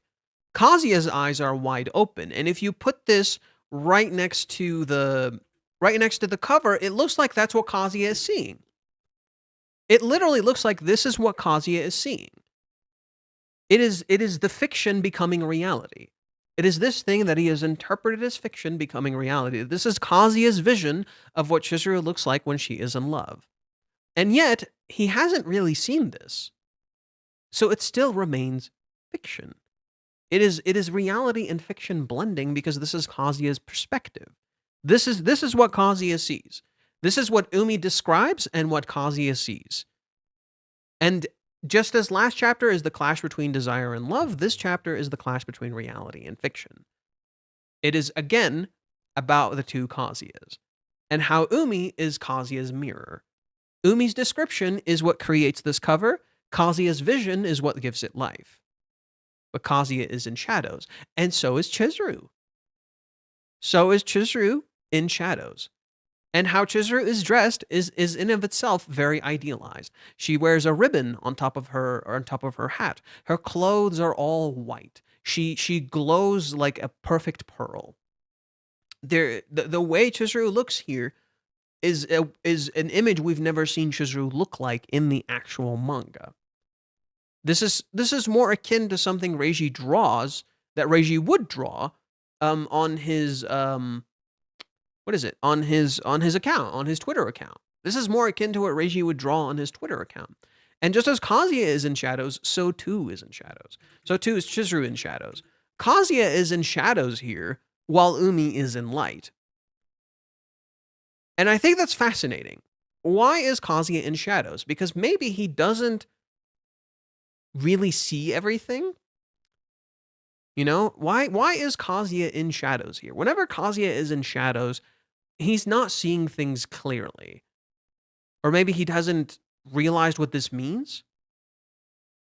Because Umi is completely in light, yet his eyes are closed. And so this contrast is intentional. Umi is completely in light, his eyes are closed. Kazuya is completely in darkness, and white is behind him, but his eyes are wide open. So it's like Kazuya is starting to see things more clearly, but he's still in shadows as to what all of this means. You know? He still hasn't processed what everything Umi just said means. So he learned something new. He's in shadows because he learned something new, but he doesn't process what Umi just said. Whereas Umi is maybe more illuminated, coming to more of a realization, right? So Kazuya is more lost now, but also more aware, whereas Umi is illuminated and ironically seeing things more clearly, but doesn't see Chizuru. He doesn't see what Chizuru looks like in love, whereas Kazuya is now seeing that, but he's in fantasy. This is another thing that I think needs a deconstruction and a comparison. Is Kazuya wearing black or white? He's wearing white. Umi's wearing black. Kazuya has a white background, but he's in shadows. Umi is illuminated. He's wearing black, but he's white, and his background is detailed. Yeah. Let's chew on this week for starters. Let's talk Umi. We learn more about his perspective in this chapter 409, and while the long-shot dream of the bromance isn't panning out, I think the evidence also indicates that villain Umi isn't likely to be in the cards in the near future. Poor guy is just straight up confused. He's so accustomed to romance being effortless that being straightforwardly told no is anomalous enough that he feels the need to investigate, and while he's kind of self-involved about it, he's laser focused on his questions and then leaves in like 30 seconds once they're answered. He does at least seem genuine, or at least trying to bet his best to be about being happy for Kazuya. Of course, the juiciest part of the conversation happens at the very end. After Umi admits that he was rejected, he passes along the Kazuya what Chizuru told him, including that she might be in love about a certain person. Is of course clear to everyone who that person is. I'm assuming that this is the same term that Chizuru used back in chapter 379. At the very least, I was translated analogously so as to not strictly new information for Kazuya, but it is clearly... No, it is different. No, the information is different. What Chizuru specifically says to Umi that they kind of don't translate correctly is not that she might be in love. She thinks she can fall in love now, and she's sure about that. That's what she tells Umi, and that's what they kind of fail to convey for some weird fucking reason. She is sure she can fall in love. That's different from I might be in love. Because now she's sure she can do it. Let's see. Don't turn out like Miho. Umi's literally never been presented like those characters. Whenever Reiji presents a villain character, he spells it the fuck out for you, almost immediately. He almost immediately spells it out the fuck for you that this character is a villain. Mommy, immediately, oh yeah, she's an antagonistic figure within this narrative. Miho? Oh yeah, this character's a fucking villain. Just straight up. Which, by the way, Miho got nothing on Mommy. Mommy would fucking cook her. Mommy would fucking cook Miho. Let's see. So no, it is not the same term that Chizuru says in chapter 379 where she says, I might be in love with you. No, it is not the same term. It is different. He learned new information. But it's clearly still affecting him to know that Chizuru is continuing to double down on the belief that she's acknowledging it even to other people. I was also struck by Umi's offhanded description of Chizuru as perfect and with not a single crack to be found. Kazuya doesn't seem to have paid much mind to this remark, but to me, it's a clear sign that how much closer he is to Chizuru than Umi is. Kazuya does still put Chizuru on a pedestal, yes, but he's also seen behind her mask plenty of times by now. In contrast, Umi is still looking at her with this kind of remote admiration that Kazuya felt back in like the first 100 chapters. Well, Kazuya is unfortunately still in this trap. A few additional scattered thoughts that are on my takeaway this week. It's interesting to me that Kazuya continued to think Umi as a potential threat pretty much up until the second he confirmed that he'd been conclusively rejected. One would hope that he'll be self-aware enough to be like, damn, if I felt that way about Umi, how is Chizuru going to be feeling about the fact that I still haven't dealt with Ruka? No. No. Because Kazuya is like, I already told Chizuru I rejected Ruka. Okay, the problem is with Ruka that you're not getting isn't the rejecting Ruka thing. Kazuya already rejected Ruka. That already happened. What Kazuya needs to tell Chizuru about is what he's been through with Ruka. What Ruka has fucking put Kazuya through. Not that he rejected her, because Chizuru doesn't know what Ruka has done to him. Nor has he processed that what Ruka has done to him has been bad and hurtful. Nor does Ruka know that what she's done to Kazuya has been bad and hurtful. No character fully understands what Ruka has done. That's what Ruka is. Ruka is what Kazuya needs to tell Chizuru about, because she constantly asks. She constantly asks him, how is things with Ruka? How is things with Ruka? If she knew what Ruka had been putting him through, Chizuru's entire demeanor about their relationship would fucking change.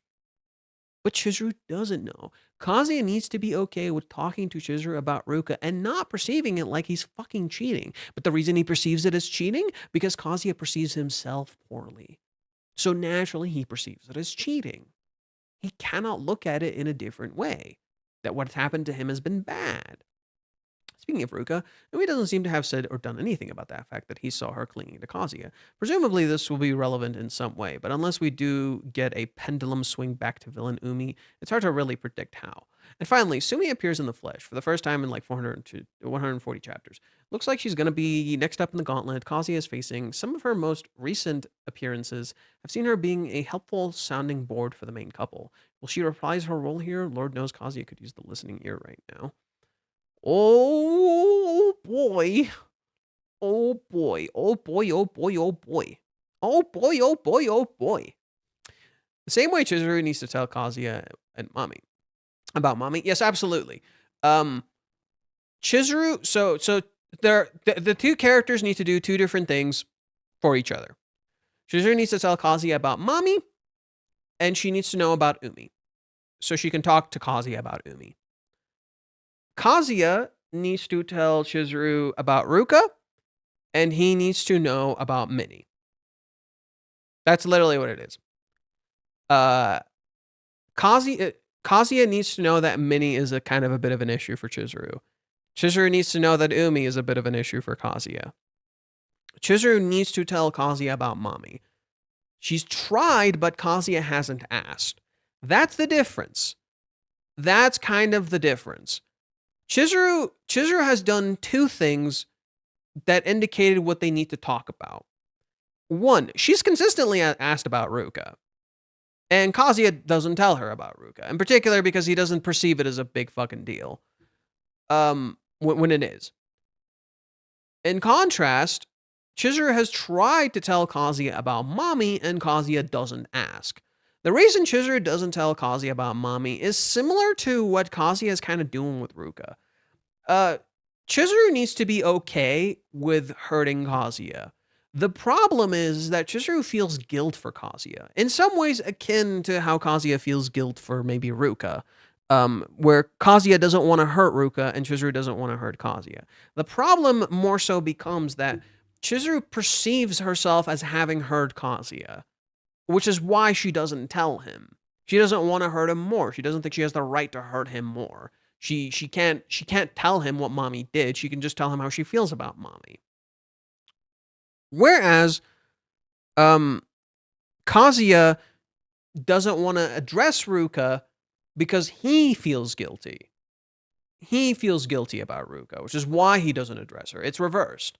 So Kazuya has to take the initiative in the entire thing. It is all about Kazuya. Kazuya has to address his guilt for Ruka and open up about that, but Chizuru can take some of the initiative and address Ruka and be like, tell me what happened. You know, if she thinks something is wrong, she can take some of the initiative and address Ruka. In turn, Kazuya needs to start taking some initiative and address Mami, which then results in them addressing Minnie and Umi. These things that they haven't really talked about. Because whether you like to believe it or not, Umi is still a problem, just not the kind of problem you think he is. Umi is a problem because he is a fundamental representation of Kazuya's lack of trust in Chizuru. And his history goes a lot deeper than just what he told Kazuya in this chapter. There are things he didn't talk about. There are things he did not fucking talk about. And what is it? Ruka just happens to be one of them. The other is the movie arc. The other is the Tiger's Den. All that stuff was happening at the time, and Umi never fucking explained any of that. You don't know what the fuck was going on between him and Chizuru in that whole time. Here's a very easy fucking question. Do you know for a fact what happened in the Tiger's Den?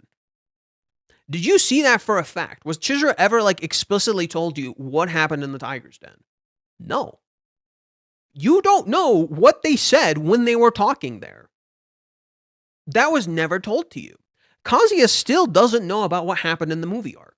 He doesn't know it started all the way back then. He doesn't know that's where it all began, and that his retweet was connected to that. Kazuya literally mentions the retweet in this chapter, and it is something that is not addressed or talked about. Okay, give me a sec. I need a minute. I'll be right back.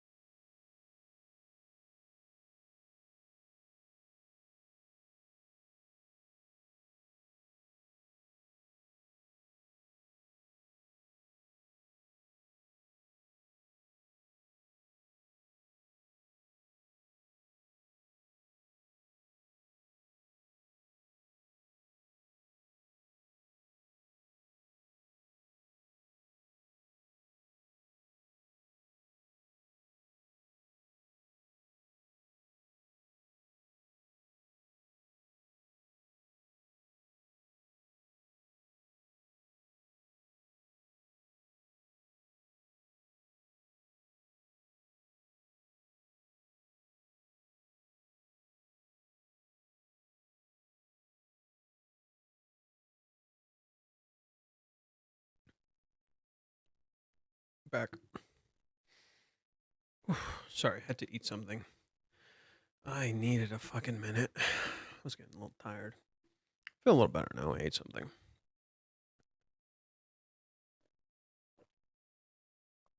Stay hydrated. Stay hydrated.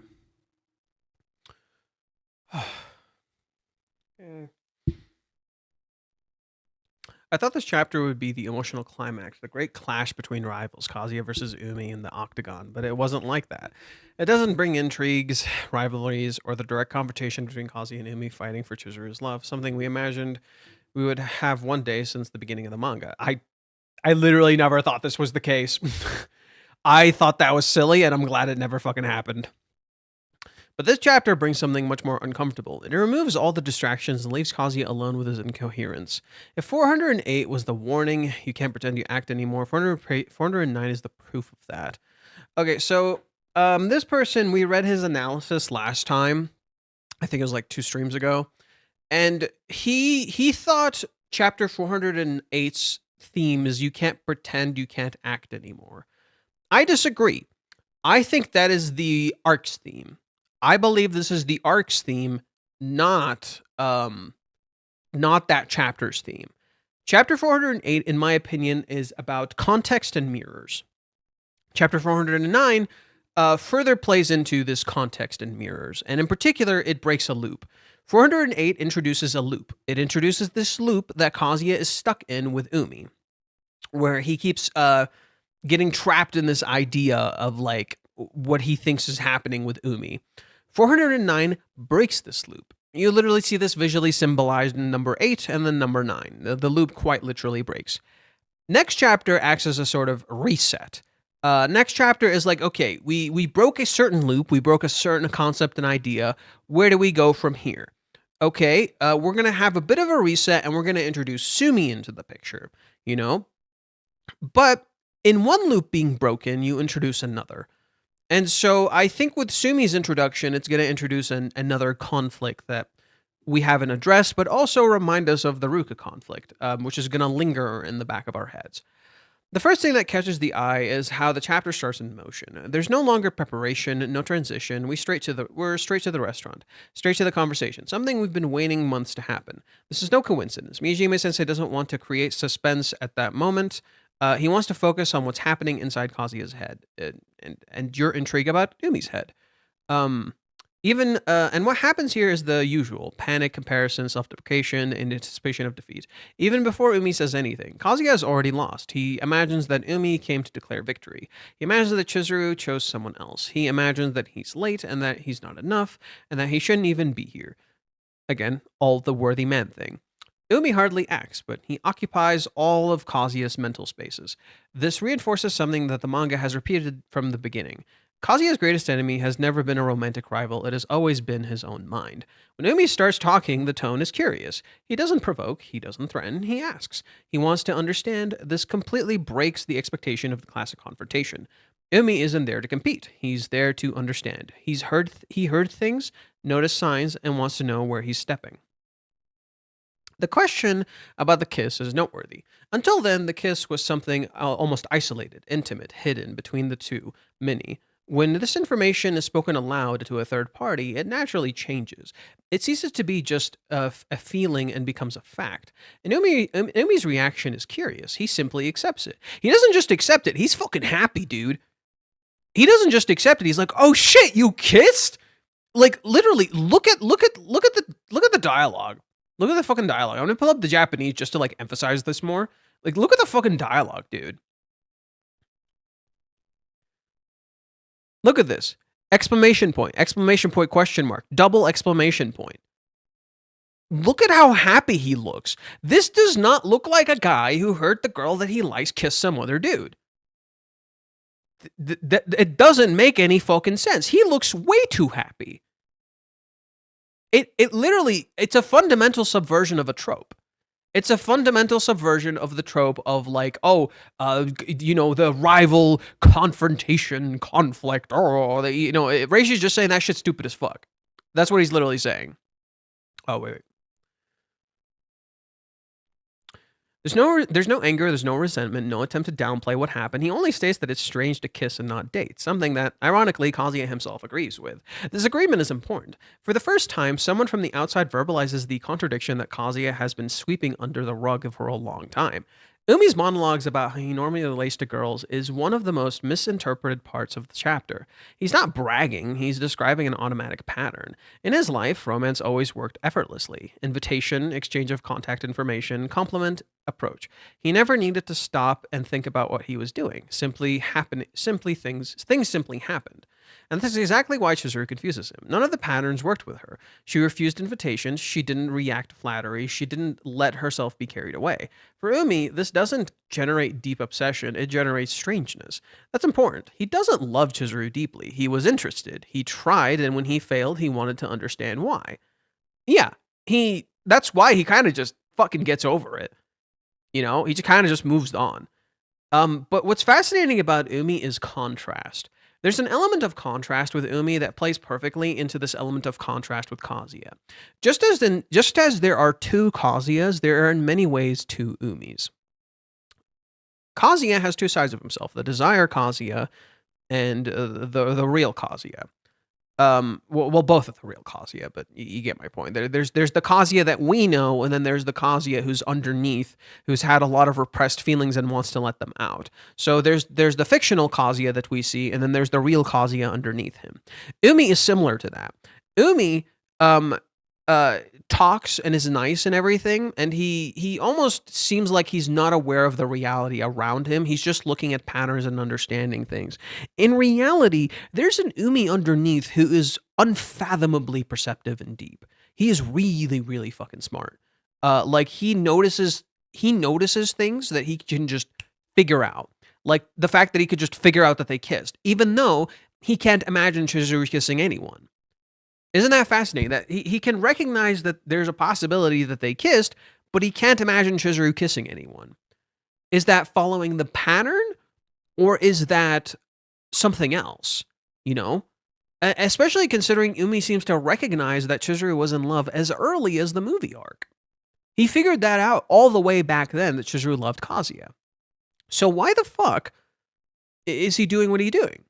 You know, it's like stuff like that where it's like, because there's this contradiction in Umi's character, it introduces this element that he may not appear as you think he is. He may be a lot smarter than you think he is, and maybe what he's been doing hasn't been quite what we think it is either. Let's see.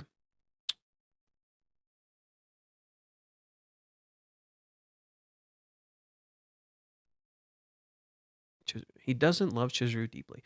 Here comes the painful point for Kazuya. He tried to be like Umi. On the date, he tried to act cool, tried to compliment, tried to invite, tried to drink. He tried the Umi method. When that didn't work, his conclusion wasn't maybe this isn't the way. It was maybe I need to be even more like that. The chapter makes it clear that this is wrong from the beginning, because not even Umi himself managed to reach Chizuru in this way.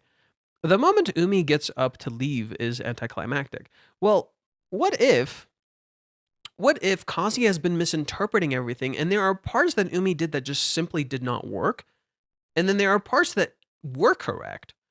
So, like the 3-date rule, is Rent a Girlfriend that good? Yes, it is. I'm not gonna sit here and try to convince you. I've done that like plenty of times in the past streams for like a whole bunch of people.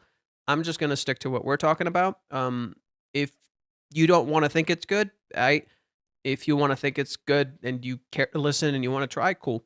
If you're interested, I recommend you either start with the anime or you go into the manga. I don't recommend you read the official translations until chapter 280.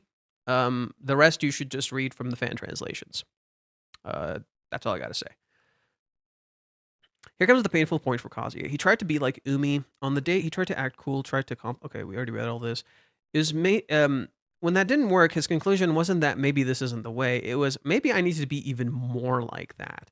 And that's the thing, because he's trying to be so much like Umi, he doesn't recognize how some of the things that happened with Umi were kind of true.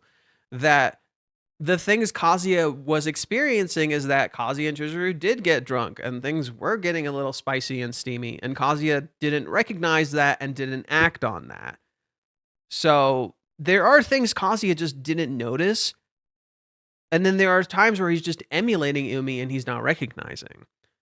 So it's a bit of both. It's a bit of both. Where, like Kazuya and Chizuru did go drinking. They did get drunk. Stuff did happen. But then Kazuya didn't take action. So it's almost like what Umi described is like what actually happened between Kazuya and Kazuya doesn't realize it. So maybe here's a different interpretation. What Umi describes to Kazuya here actually matches Kazuya and he doesn't realize it. Most girls go out with me when I ask. Kazuya asked Chizuru, she agreed. Okay. After meeting up 2 or 3 times, things naturally go in a more romantic direction quite often. Okay. This was technically Kazuya's 3rd date with Chizuru. We say technically, way past technically. Now that I think about it, after exchanging contact info, they usually ask me out. Chizuru did ask Kazuya out. Twice. Okay. Whenever I call them cute, they seem pretty taken with it. Chizuru wasn't immediately taken with it. She does like it, but she isn't just immediately taken with it. We'd go to a private bar and get drunk in no time. Kazuya and Chizuru did go to a private bar and got drunk. In fact, Chizuru kept drinking. So do you see how it's both true and not true? And then the big one, they usually say that they love me. Chizuru did technically say she loves Kazuya. Chizuru did technically say she loves Kazuya. She did say, I might be in love with you. So everything Umi described technically happened and technically didn't. Literally everything he described, Kazuya has technically experienced it. Kazuya had never been popular until the start of the manga. He wasn't popular in high school, yes. But Mommy liked him. Counter to popular belief, Mommy does actually like him. Chizuru likes him. Ruka likes him. Sumi likes him. Minnie even likes him. So Kazuya is quite popular, he just doesn't realize it. But that's the thing. What Umi just described, Kazuya technically experienced all of this. He just doesn't realize it. I never read a chapter like this. Now it makes sense. I thought this manga was trash. Oh yeah, it's because if you've interacted with this manga from like the online interpretation, you would think it's stupid as fuck. Because the way the internet frames it is stupid as fuck. Like literally, if I just went with how the internet framed this manga, I would think it's stupid as fuck too. I'm not kidding. You watch a Mother's Basement video or a Gigak video, you would think this manga is stupid as fuck. From the way they frame it. It's nothing like that. Like, shocking, I know. Anyways. So yeah, like what Kazuya experienced is technically exactly what Umi experienced. He just doesn't realize what he did wrong. Much of like how Umi doesn't realize he's just following a pattern. He's just following a set of events that he's not understanding. What Umi's experiencing is social expectations and not actual love. And I don't think he realizes that. Whether he realizes that or not is a whole other ballgame. But it's curious to think that maybe Umi doesn't know this. Let's continue. This chapter makes it clear that this is the wrong way from the beginning because not even Umi himself managed to reach Chizuru in this way. I think it's more so trying to differentiate the nuance of what is wrong and what is correct. The moment Umi gets up to leave is anticlimactic. It seems like nothing has been resolved. And that's exactly where the blow happens, where Kazuya is still lost in his own insecurities. Umi reveals that he was rejected. Not only that, he tells him that Chizuru said that it might be that she might be in love and wants to face that person honestly. That's when everything changes. Not because the information is new. Chizuru has said something similar to Kazuya before, but now comes from the outside. It comes from the person Kazuya put on a pedestal as a real man, ideal, worthy. When this man says, no, she chose you, Kazuya's defenses collapse. The wall in his minds begin to fall. And here the chapter becomes heavy. Because this information doesn't bring immediate relief to Kazuya, it brings guilt. Guilt for doubting Chizuru, guilt for not trusting her, guilt for still maintaining a chaotic relationship with Ruka. I think that image conveys that to you. Like this picture of Kazuya right here conveys that element of guilt. But I think Kazuya in this moment is like so caught up in the holy shit, he's not even processing that. It just shows on his face. In this moment, Kazuya is so caught up in the holy shit that he's not even thinking about what he just experienced. And for a little bit, he's not going to think about the guilt. For a little bit, Kazuya is going to be too happy. Next chapter is going to start with Kazuya being a little too happy. And then the guilt is going to catch up to him. And then he's going to be like, oh, well, shit. And then is going to start getting into Kazuya becoming a worthy man. Okay, guilt for not knowing which. No. So none of that stuff has happened yet. That stuff is going to happen. He keeps postponing decisions. He always said he would trust her, but did he ever really trust her? I don't think Kazuya is going to really fully process that yet. I think this is what you want him to process. This paragraph right here is a bit of projection. A bit of projection. You didn't really get any of this. You literally just got this page, which in some ways conveys that, but in others, it's about Kazuya opening his eyes and realizing he's been in shadows the whole time. There we go. That's what it means. Okay, that's what the shadows mean. There we go. That's what the shadows mean. It's Kazuya opening his eyes and realizing he's been in shadows the whole time, whereas Umi, whose eyes are closed, is illuminated because he came to a realization Kazuya, for some reason, couldn't fucking see. There we go. That's another way to put it. The chapter doesn't need to say this in words. Everything is in Kazuya's silence after Umi leaves. He doesn't celebrate. He doesn't smile. There's a bit of projection happening here. This connects directly to the central theme of this arc. It's not about winning someone over. It's about stopping hiding behind your own indecision. The manga makes it clear that the problem isn't a lack of feeling nor a lack of reciprocation. It's a lack of action. Chizuru's absence throughout the chapters reinforces this. Unlike chapter 408, where her suffering was shown in parallel, here she disappears from the narrative. Not because it doesn't matter, but because the focus has shifted. The story no longer wants to justify Kazuya's paralysis with her pain. Now the responsibility is solely his. Meanwhile, Chizuru continues fighting her own goals, trying to live her job as a rental girlfriend, to dedicate herself to her career, and thus be able to love ethically and honestly. In contrast, Kazuya continues the thinking, I'll have to get used to this when the subject of Ruka. So I somewhat disagree with the Chizuru thing. Just somewhat. I think there's some truth to what he's saying. I just don't fully agree with it. What Reiji's been doing with Chizuru is he's essentially emulating and depicting time traveling. And he can't actually have the characters time travel, so what he does is he has the characters essentially not appear in chapters, and then just later just randomly show up, as if they literally time traveled. And every time you see them, they're in completely different locations. Every single time you see Chizuru, completely different location. First time you see her in chapter 399, she's at the batting cages. You see her in chapter 405, and she is on the train. You see her in chapter 408, and she's at her work. And it's literally just constantly jumping, like you're fucking time traveling. Chizuru not being present in this chapter reflects Kazuya and Chizuru's inability to, Kazuya and Umi's inability to see her.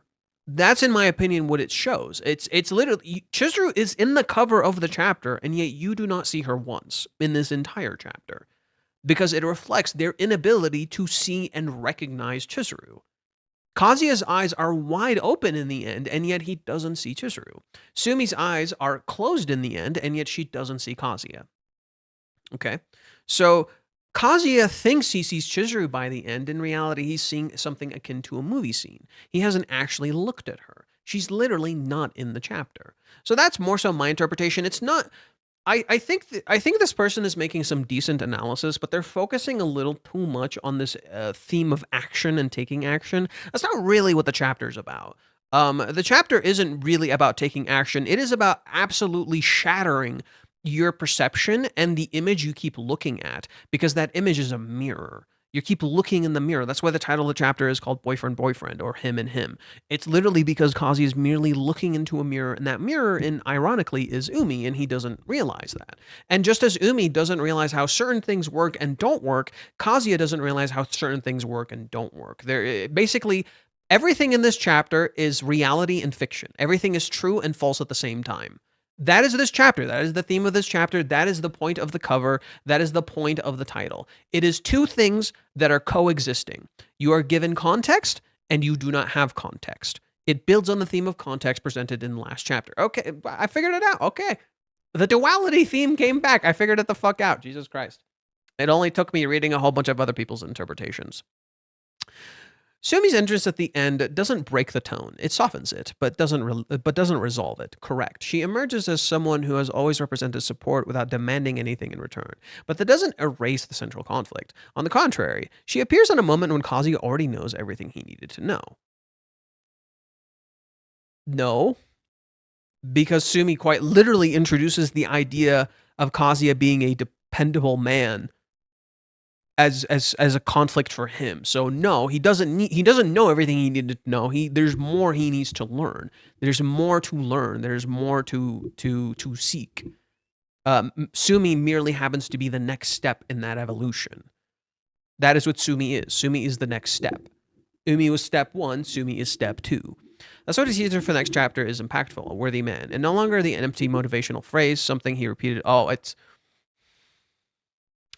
It is absolutely just an empty motivational phrase. It is just now layered with guilt.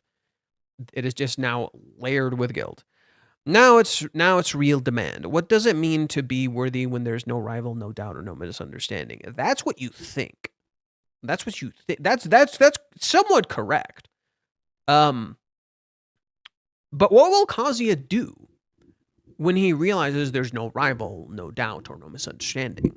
What will he do with that? Right? What is a worthy man exactly?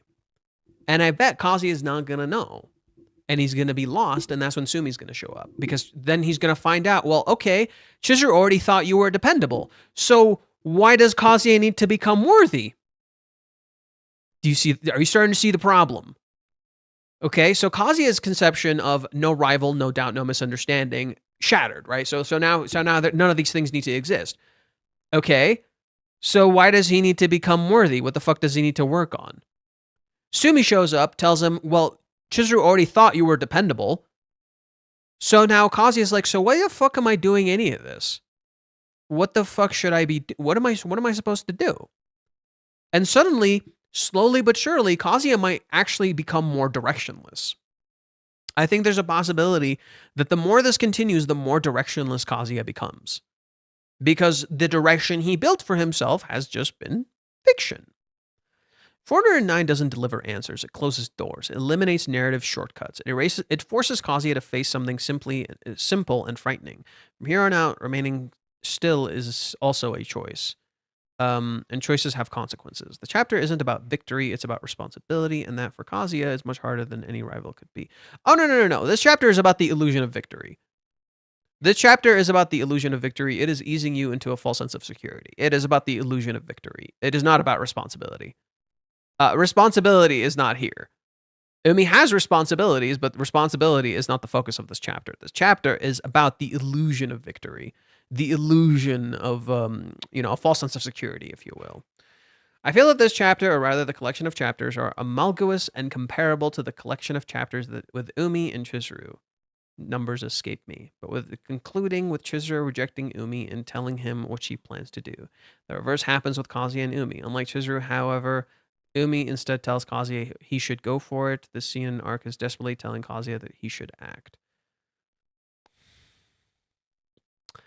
Bacon, did you use ChatGPT?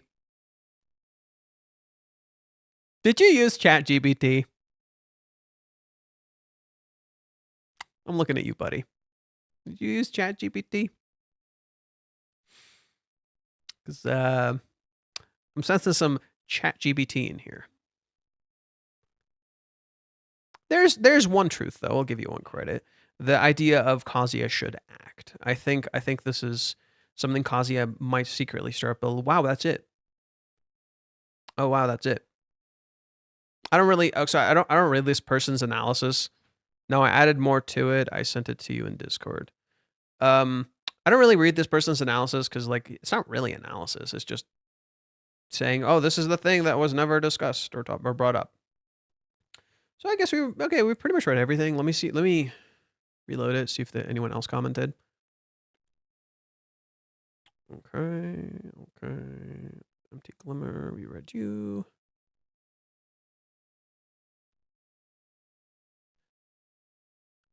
Kazuya is right that Umi and him live in different worlds. For Umi, beautiful women fling themselves at a guy is normal. He may not have even noticed Ruka, but Ruka could look up at Umi as a public figure, contact him, and try to stir up trouble. No, they don't live in different worlds. They actually live in very similar worlds. They just think they live in different worlds. You read this one. Oh. It was edited. Okay. I feel this chapter, blah, blah, blah, blah, blah. We read this already. Yep. Both scenes, they're even a... Okay.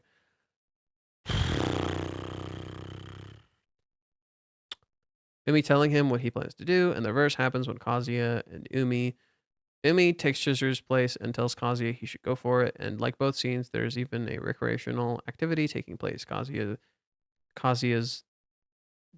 what? Kazuya notices Umi and studies him more closely in the karaoke bar, whereas Umi studies Chizuru during the soccer game. No, he doesn't. Umi does not study Chizuru. That doesn't happen.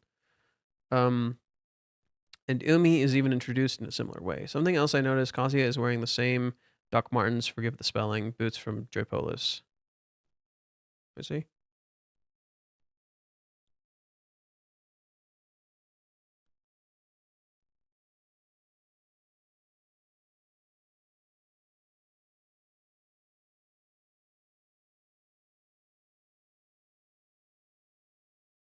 You never see Kazuya's shoes. The shoes that you see here are Umi's. These are not Kazuya's shoes. You can't tell if these are the Doc Martens. And even then, it doesn't matter because Kazuya's been wearing them for a while. So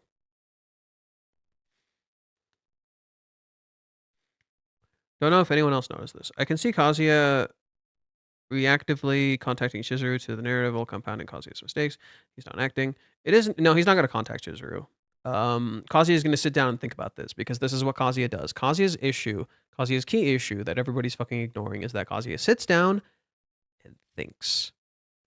He sits down and thinks. He sits down and thinks and then keeps thinking and thinking and thinking and thinking and it doesn't fucking go anywhere. That is the problem.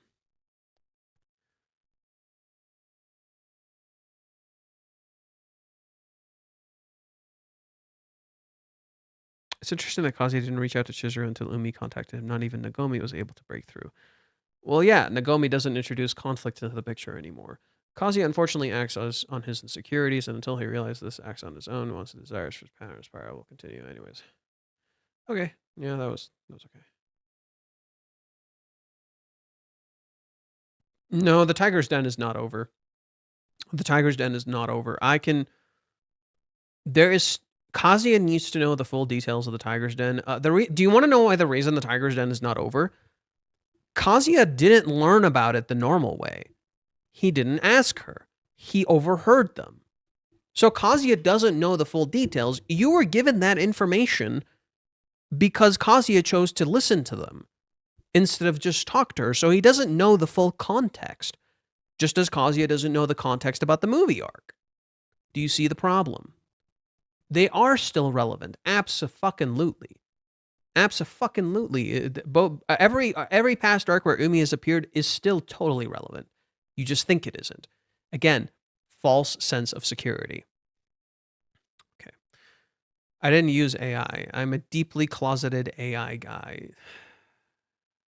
You need to let this go. You need to let this joke go. You need to let this joke go. It is dead on arrival. No, you're not, and you know it. You've admitted to using ChatGPT in the past, bro. What the fuck you on about? I have a thing that I wrote after all this reading, and I'm curious what you think. It's plausible. It's just flat out convenient. Where do you send it? Discord, of course. I just thought of something messy excuse that phrasing, but besides Ruka, nobody has gone directly to Chizuru to say they like Kazuya. But numerous times people have gone to Kazuya to say they like him and or Chizuru who have never seen that side of how would Chizuru react to somebody else saying they love Kazuya? And Sumi, if you really think about it, is a very reserved version of Ruka.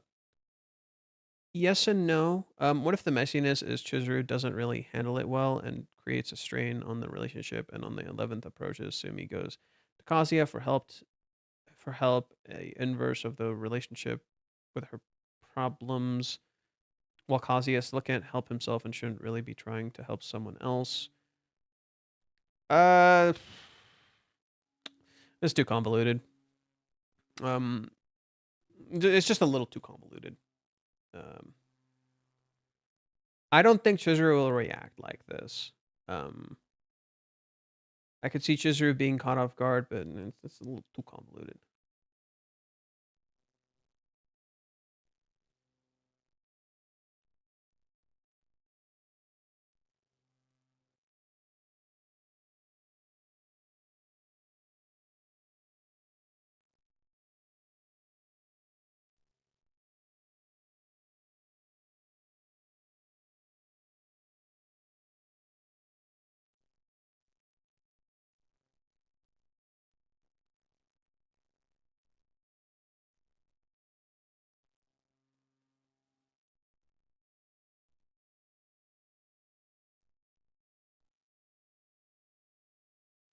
Okay. Honestly fair. Okay. We're gonna go to my post. Where is it? Where's it? Fuck. Should have just gone to my account. That was stupid. There it is. Okay. So we'll make this the last thing for now. I'll just do this one last raid for now. We're gonna keep the stream a little short.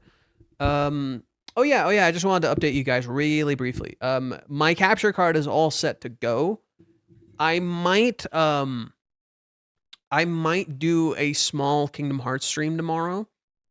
And then afterwards we can talk a little more about Rent a Girlfriend. So I might do like a small Kingdom Hearts stream tomorrow, and we can talk a little bit about Rent a Girlfriend afterwards. Yeah, I think that's roughly it. And then yeah, so tomorrow I'm gonna try to do some writing. Tomorrow I'm gonna try to do some writing, just get some writing done, because I feel like I got a little more of ideas of how, like, I'm starting to feel like to understand the chapter a little more. So this is my initial write-up for the chapter. Did the music I said fit the Ruka thing? Did you send it? I didn't see it. Did you send it?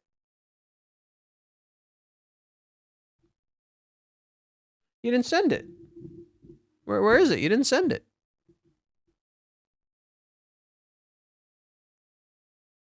You sent me a screenshot, but I don't see the music.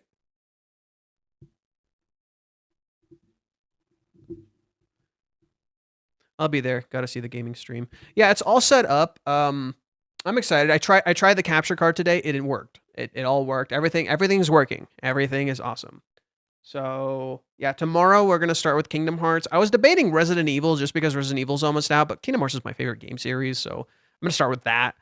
You know, I just feel like it's more fitting to start with Kingdom Hearts. Same time as today. I'm not sure. Maybe.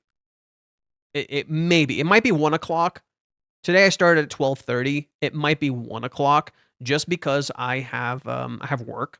So I don't know what time I might get off. I might get off at 12. I might get off at 1. Or sorry, I might get off at 12. I might get off at 11. If I get off at 11, I could probably stream. I could probably stream at 1. If I get off at 12, it might be a little later.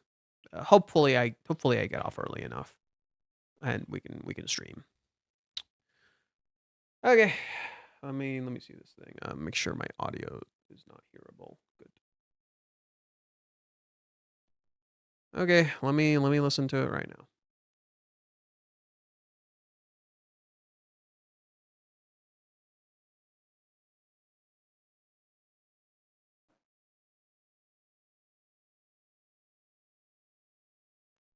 Is it?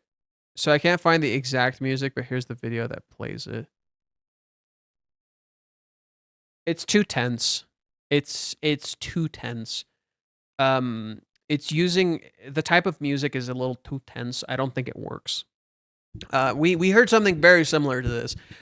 You need music that's like very subtle and eerie. This is too strong. I think people are like really so what they're trying to show me is they're trying to show me this. Remember, okay, if you guys remember, we're trying to find music for the Ruka scene. The Ruka scene in chapter 405. Let me pull it up. So there's music there's this scene in chapter 405 where Kazuya comes face to face with Ruka, and she appears really scary. Ruka here appears like quite scary. And I think it needs some eerie music, but not like really intense. It needs to be very subtle. Like not much sound, just like a bit of like tension to the music. And I think people are like misunderstanding what the fuck I was saying. Cause that's like, holy shit, we're about to get into a fucking death battle. Like, and that's literally what it is. It's literally like troops walking through, like holding fucking machine guns and shit. I'm like, bro, it doesn't really work. It doesn't really capture it. No, it's okay. It's okay. Like, I just think you misunderstood the assignment. I don't think you like fucked up or anything. You just misunderstood the assignment. Anyways, let's get into what I wrote. So, Umi is Kazuya's inverted mirror.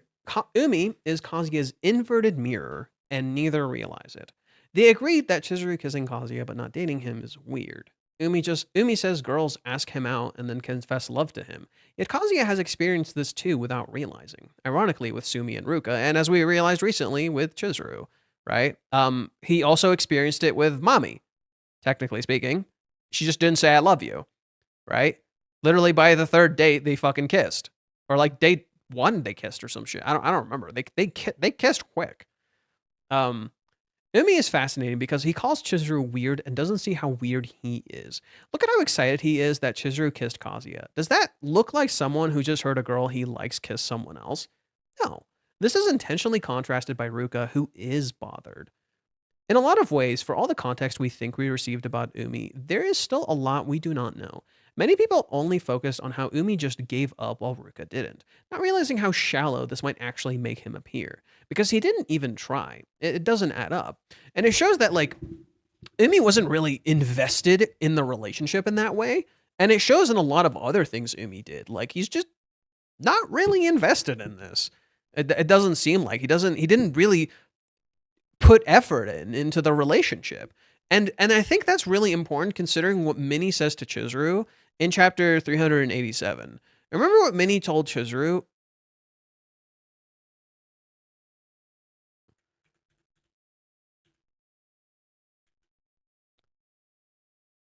It's far crueler to come this close and tell him to just give up. The more you invest, the harder it is to let go. So that means Umi never really invested all that much into Chizuru's relationship. It seems like Umi never really invested all that much into Chizuru's relationship to begin with, because we constantly see him around other girls. So that makes you wonder, did he ever invest at all? Was Umi's confessions real? What was all... You see how there's still some mystery there, right? It doesn't seem like he invested all that much, whereas Ruka is clearly very invested. So literally 2 completely different scenarios. It doesn't, like I said, it doesn't add up. In reality, it's a truth disguising a lie. I still think Umi didn't actually love Chizuru, or maybe he doesn't even know what it means. Much like Kazuya, this explains why he can't just casually give up. This explains why he can just casually give up, whereas Ruka can't just casually give up. It also explains his words, not being able to imagine Chizuru kissing anyone, right? It explains why he can't really imagine that, because he's never really thought that would ever really happen. I don't think Umi lied about what he talked about this chapter, but the better question becomes, what didn't he talk about? This chapter intentionally alludes back to the Tiger's Den, and in that arc, Umi and Kazuya's conversations end just as abruptly and isn't given context. Last chapter also nodded to this arc ever so slightly, and showing characters that only ever appeared in that arc.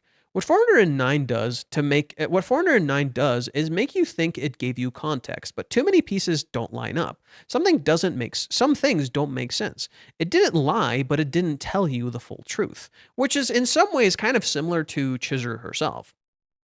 that in some ways that's kind of Chizuru, similar to Chizuru herself. Chizuru didn't lie about anything that she said, but she didn't tell Kazuya the full truth because there are things she didn't talk about.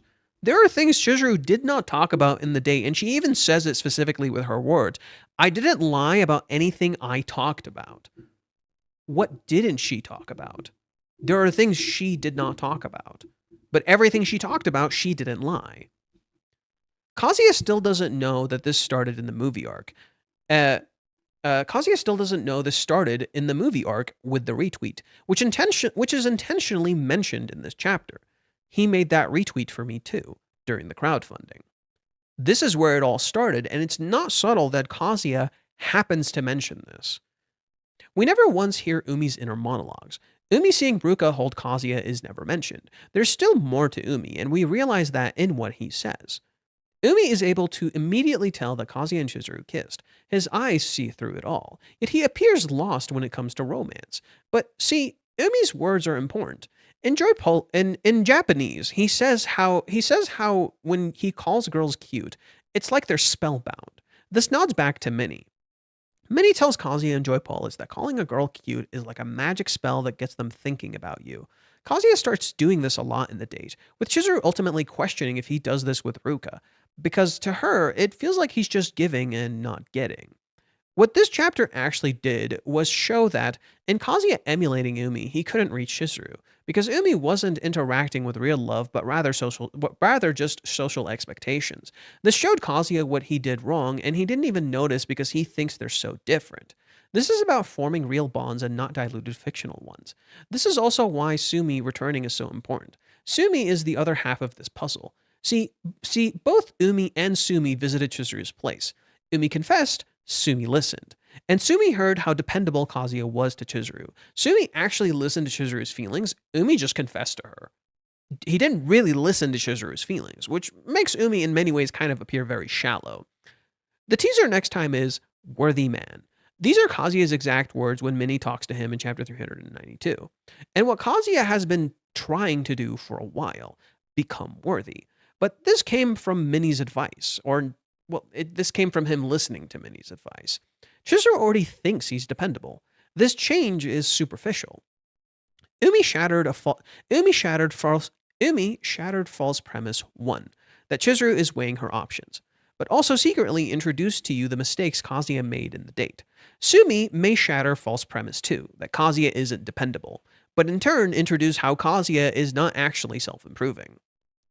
For every solution and resolution you are presented, another question and conflict that was not answered arises, because we are not seeing the full picture, merely half of it. This is how Kazuya's hero's journey is broken, for it is founded on fiction, a layered false premise. For instance, now that Kazuya knows how serious Chizuru is about him, what will this do to the guilt Kazuya feels because of Ruka? This was not resolved, merely pushed to the side in favor of this positivity, much like how Umi's rejection was. Kazuya can't undo those events. Kazuya can't suddenly fix this with Chizuru.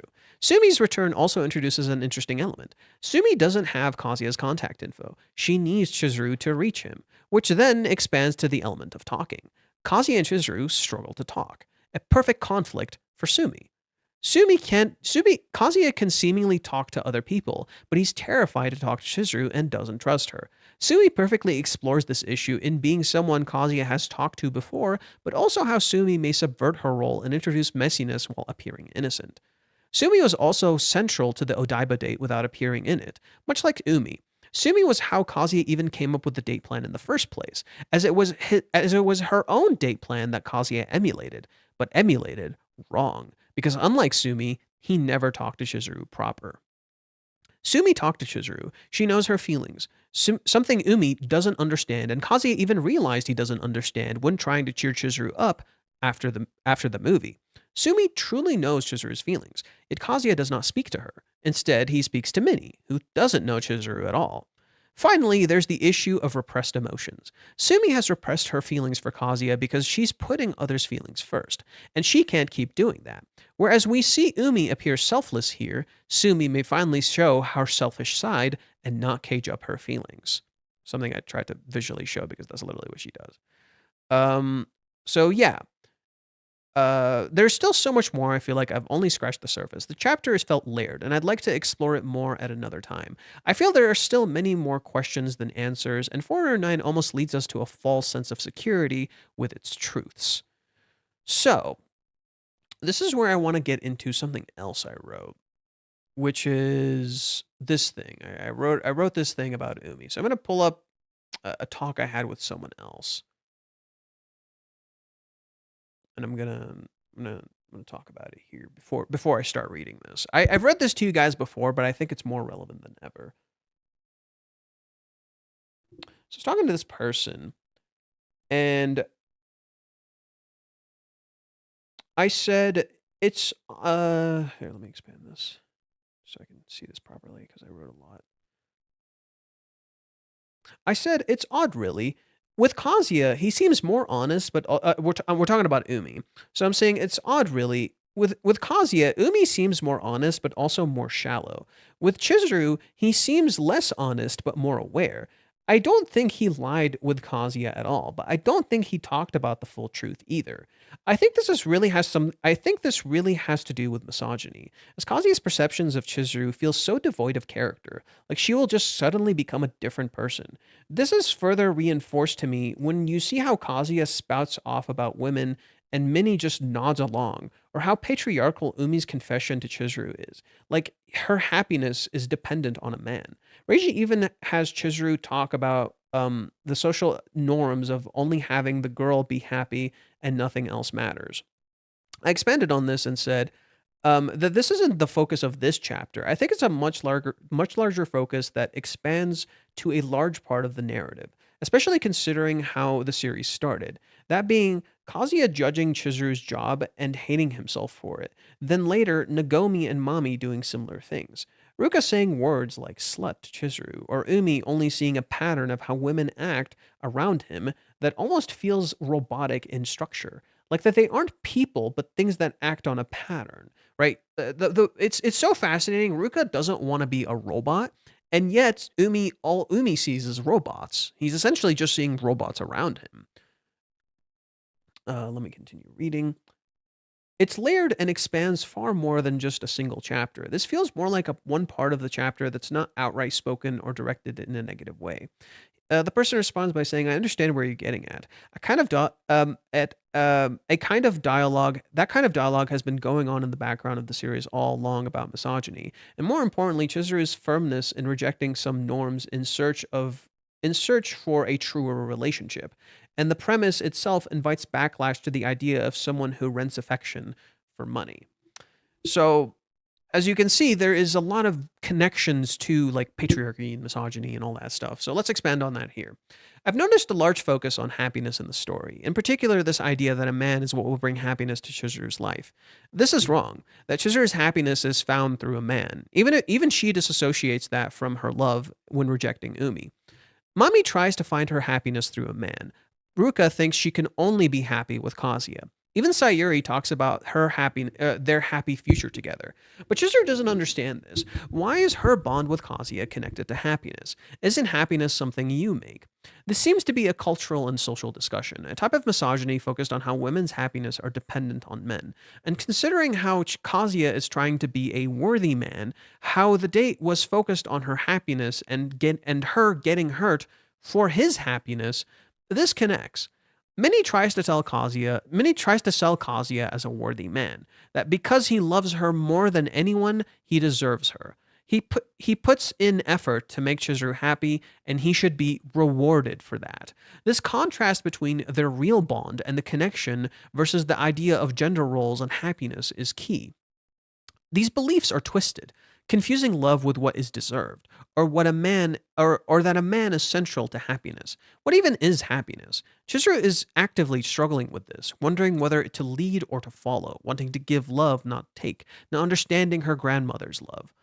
This could in large part inform Chizuru's confusion on love. This idea of happiness being connected to love and being with a man. It's even in Umi's words. She finds a great guy and being with him makes her happy. This isn't love. It's not about great guy or being happy. This isn't really something that's really thought about or delved into in many mainstream manga and anime. That inherent misogyny around happiness of women, especially in Japanese culture. Many stories just go, they make me happy, and boom, married, but why is that love? Kazuya clearly struggles with this too, caught up in the idea of being a worthy partner, but doing more and more for Chizuru to let and doing more and more to let me reread that. Kazuya struggles with this too, caught up in the idea of being a worthy partner by doing more and more for Chizuru to like him, money, a job, or even getting physically attractive. The meaning of love is disappearing. Genuinely, really interesting, really excited to see how this is explored.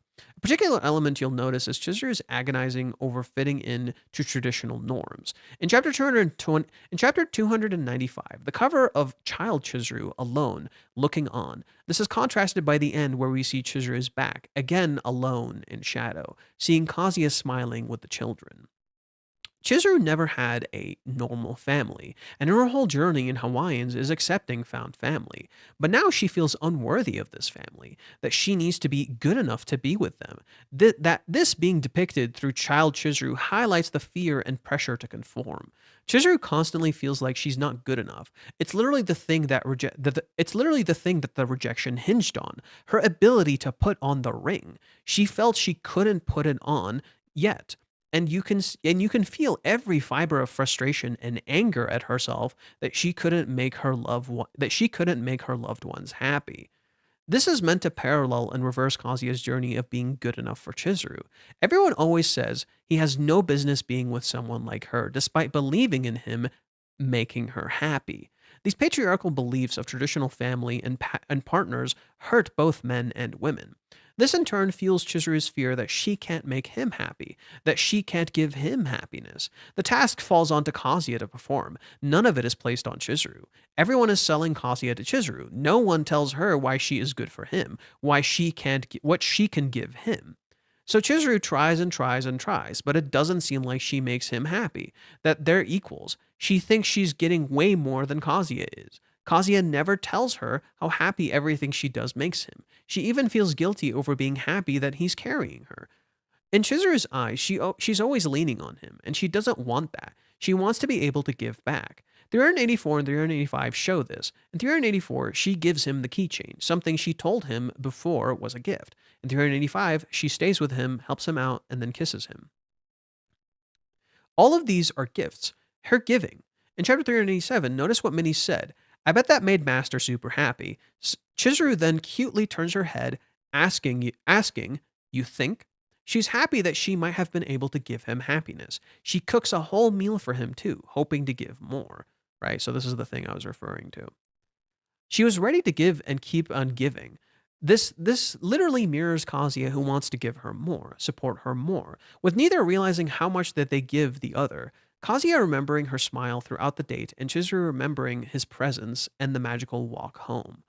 Kazuya gives her the key back. She gives him the keychain back. Kazuya says he'll keep his promise from chapter 92, from the night in chapter 242, as well as the walk home, and she in turn keeps the other half of the promise with the kiss, the promise to do her best, to find her answer, to give love.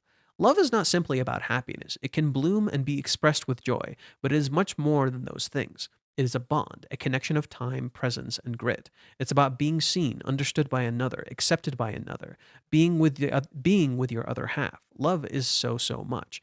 It encompasses pain, sorrow, and even hatred, and yet transcends it all. Looking past every context, circumstance, and privilege, and just seeing another human being who feels as you do.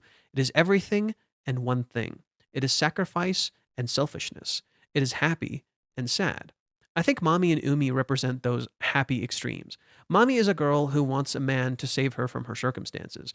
Umi is a great guy who will provide happiness, but neither does anything for real love, merely taking baby steps that mean nothing in terms of connection.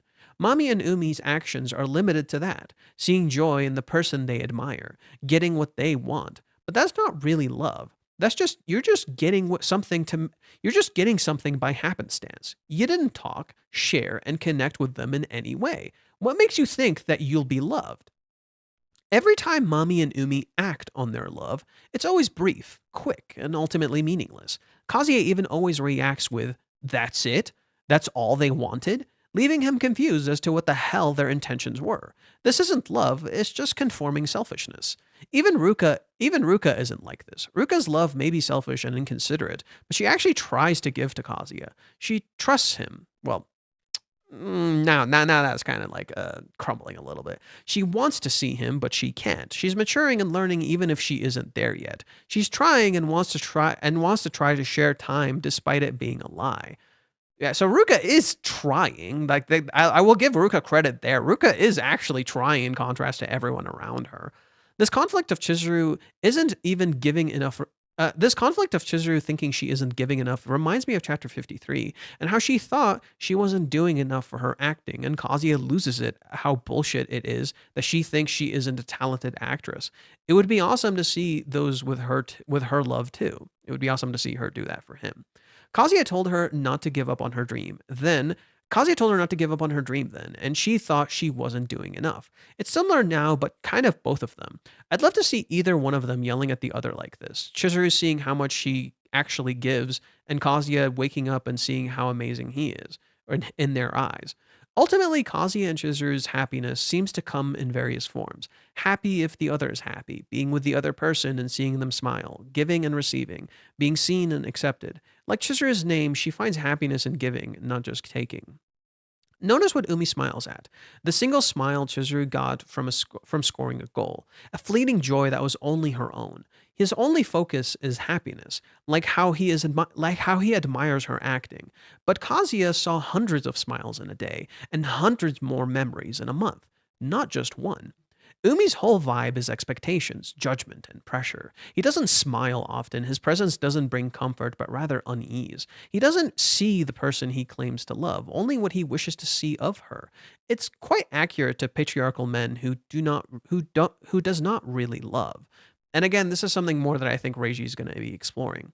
Umi's "I love you" is completely hollow. It holds no weight, just expectations. Like his words will somehow change the outcome. But it does nothing. In contrast, when Kazuya says "I love you," it's not simple words, it's more. It has history, time, memories. It reaches Chizuru. Umi's Umi is the man Chizuru had to save herself from. She chose to confront him and properly turn him down, not let him control her and continue to hang over her head. Chizuru saving herself breaks the cycle of conformity where the man saves the woman. She is her own hero, freeing herself. Kazuya's words do change things because he isn't simply saying, "I'll wait for you." Those words are built on mountains of choices he made throughout the series. It's why his smallest choices make the biggest change. It's why he needs to act again, make choices for grand change. Umi is also a shadow that hung over Kazuya, literally casting illusions on Kazuya all throughout the date, blinding him to the truth. It's when Kazuya escapes Umi's cycle of inaction that he truly began to make change, when Kazuya stood his ground, saw Chizuru, and made real choices. But inaction is not a cycle easily escaped. More doubts will arise, more time will be wasted. True change occurs when we see the truth of why we act, not simply making a choice. Umi will probably represent that exact conflict to Kazuya. Ironically, it's not Umi, it's Ruka, playing to his fears and doubts of being lesser. Mami, in contrast, seems to be the lack of conflict where some should exist. She is like the secret boss to all of this. So is Ruka in many ways. Chizuru speaks of Ruka, but it is Mami who truly haunts her. Kazuya must face Mami to face Chizuru's pain, like how Chizuru must see the pain Umi causes Kazuya. Yeah, oh yeah, so I responded to this and I said, it seems like Umi is going to Kazuya now, which I pretty much guessed might make Kazuya double down on the path of being a worthy man, in an effort to not lose Chizuru, doing even more until she learns of this. Let's see. I did not say family and love are not necessary for happiness. Even Chizuru, in the past, said Kazuya could make someone happy for life. What I'm describing is the flawed belief that a woman's happiness is dependent on a man. Happiness is forged together. There's very real evidence showing Reiji is discussing this. Umi's whole belief is he can make Chizuru happy, yet he's done nothing to prove it. Many thinks Chizuru has a distrust of men, when Chizuru probably has the most trust in men. The date discusses gender roles a great deal. Chizuru's mom had many lovers, and her partner left her. Sayuri had many professed to her, yet she only ever loved one. This contrast strikes at the core of this. It's not just a great guy who gives happiness, it's the person you wish to share a life with, a person you wish to share joy with. Chizuru's conflict is that she wants to give Kazuya love. She never doubted his love and how much he can give, but she wants to make him happy too. Give him love. I think Chizuru finds happiness in making others happy, hence her job, and so naturally she wants to make Kazuya happy. Remember how Kazuya called Chizuru cute, and Chizuru wondered if he did that with Ruka, saying that she hates the idea that society thinks as long as the girlfriend showers the as long dang it. Saying that she hates the idea that society thinks as long as the boyfriend showers the girl with compliments and she's loved, nothing else matters. That makes her mad. She wants to give love. Chizuru believes that love is forged together, that she needs to give love in order to receive it. Dang it, I disconnected.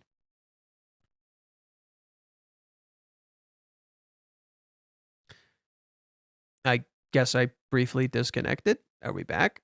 Are we good? It says I'm back, but I don't know if I'm back. Are we back? Are we good, chat?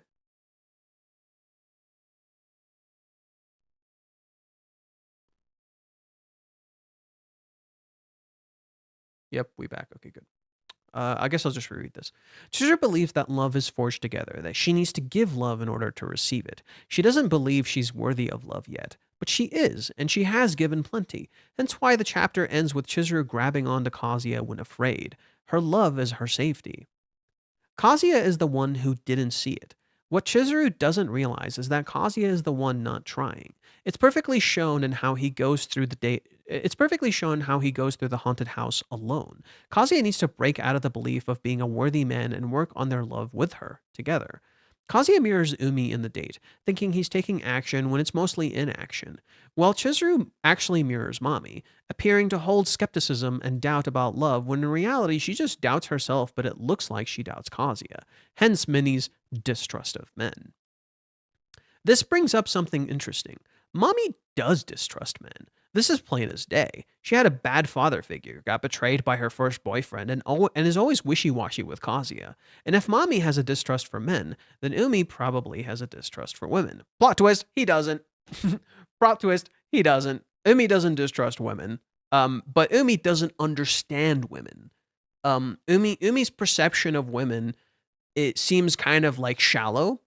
And I think in that same way, you could say Mami's perception of men is kind of shallow in a similar way. So I think that is maybe more of the similarity. Their perceptions of gender and of love is shallow. So it's not about gender. I would argue it's about love, and gender is like the front face of it to discuss gender roles.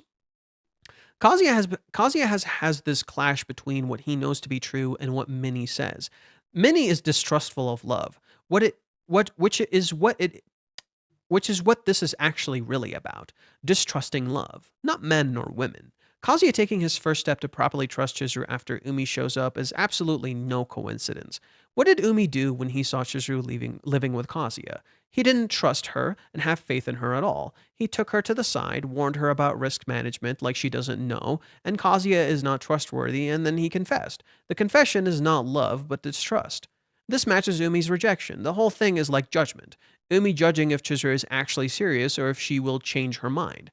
It's like he wants her to change her mind because it would prove him right. This gives extra meaning to all the words spoken, Chizuru and others.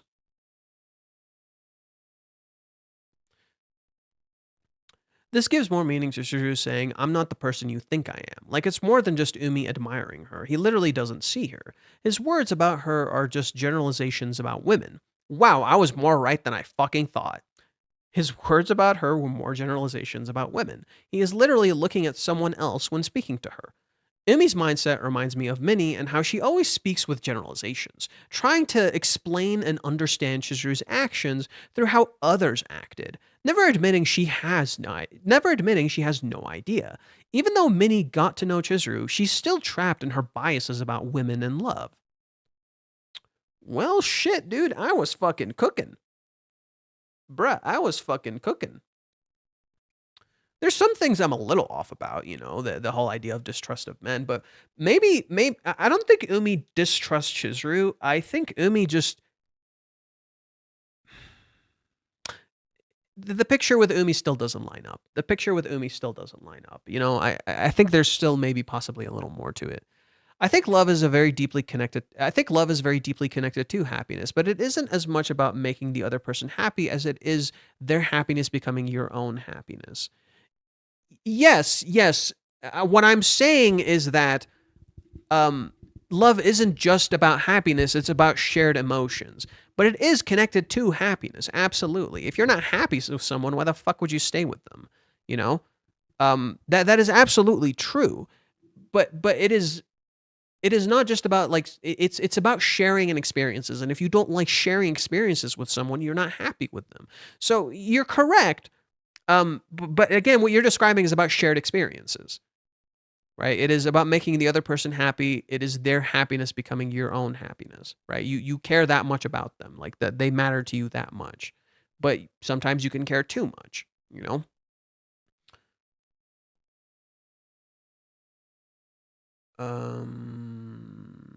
Okay. 3 hours, 30 minutes. Not bad. I think it's a decent spot to stop. I'll probably write another thing on Twitter. Yeah, I'll probably write another thing on Twitter. I think that the only thing that's been annoying lately is Reiji hasn't posted anything on his what is it? Twitter Space thingamajig, his Twitter subscription. He hasn't been using that at all.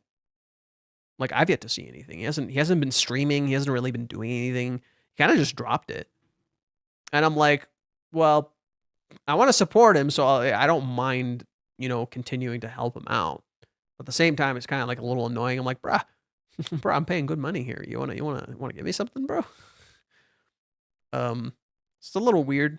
He hasn't really been posting much. He's been kind of quiet. He tends to do this. He has Ray does have a tendency to do this, where he'll start something and then just kind of not keep going with it. He seems to do that a lot. He doesn't do that with Rent a Girlfriend, but he does do that with other projects like this. I thought I saw you post a post yesterday. I did. There's a post. Yeah. So yeah, I guess I'll call it here. I'll stream again tomorrow. We can start. You think Rent a Girlfriend will get 10 seasons? I don't fucking know. They'll probably keep it going. Read Bulver's comment. I mean, he doesn't want to get harassed about the whole self-insert thing or that essay thing. So when he gets to a real, I understand not doing it. Well, nobody's there that would do that to him. Nobody's there that would do that to him. I'm not talking about normal Twitter. I'm talking about subscription Twitter. That's a whole other ball game, dude. You were cooking a nice cheeseburger, perfect cook, and then there's bacon. The Reddit post, he somehow burned oatmeal in a microwave. Bruh. Bruh. Damn, bacon, he fucking roasted your ass. Damn, bacon, he fucking roasted your ass, dude. But yeah, I think I'll call it here. I'm a little tired. I gotta go do some shopping, and then I gotta relax a little bit, and then maybe write something.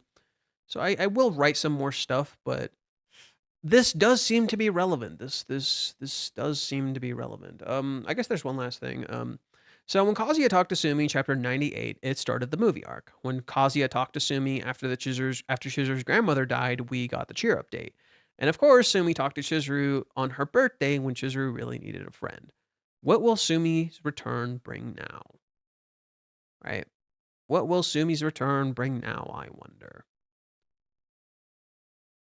And I don't think it will be a short arc. I think this will be at least 3 or 4 parts. I could see this arc being at least 3 or 4 parts. So it's not going to be a short arc. I don't think so. Okay, buddies. Okay, fellas. I will call it here. I hope you guys enjoyed this. If you did, do the usual. Subscribe, like button, bell icon. Fuck, I haven't looked at Patreon in a while. Shit, bro. Oh, man. So much to keep track of in so little fucking time. I guess I'm not. I criticize Reiji, but I'm no different. I criticize Reiji, but I'm no different. I do the same shit, bro. I do the same fucking shit, bro. Okay. See you guys later. Take care. Thank you guys for watching. I appreciate it. And I hope you had fun.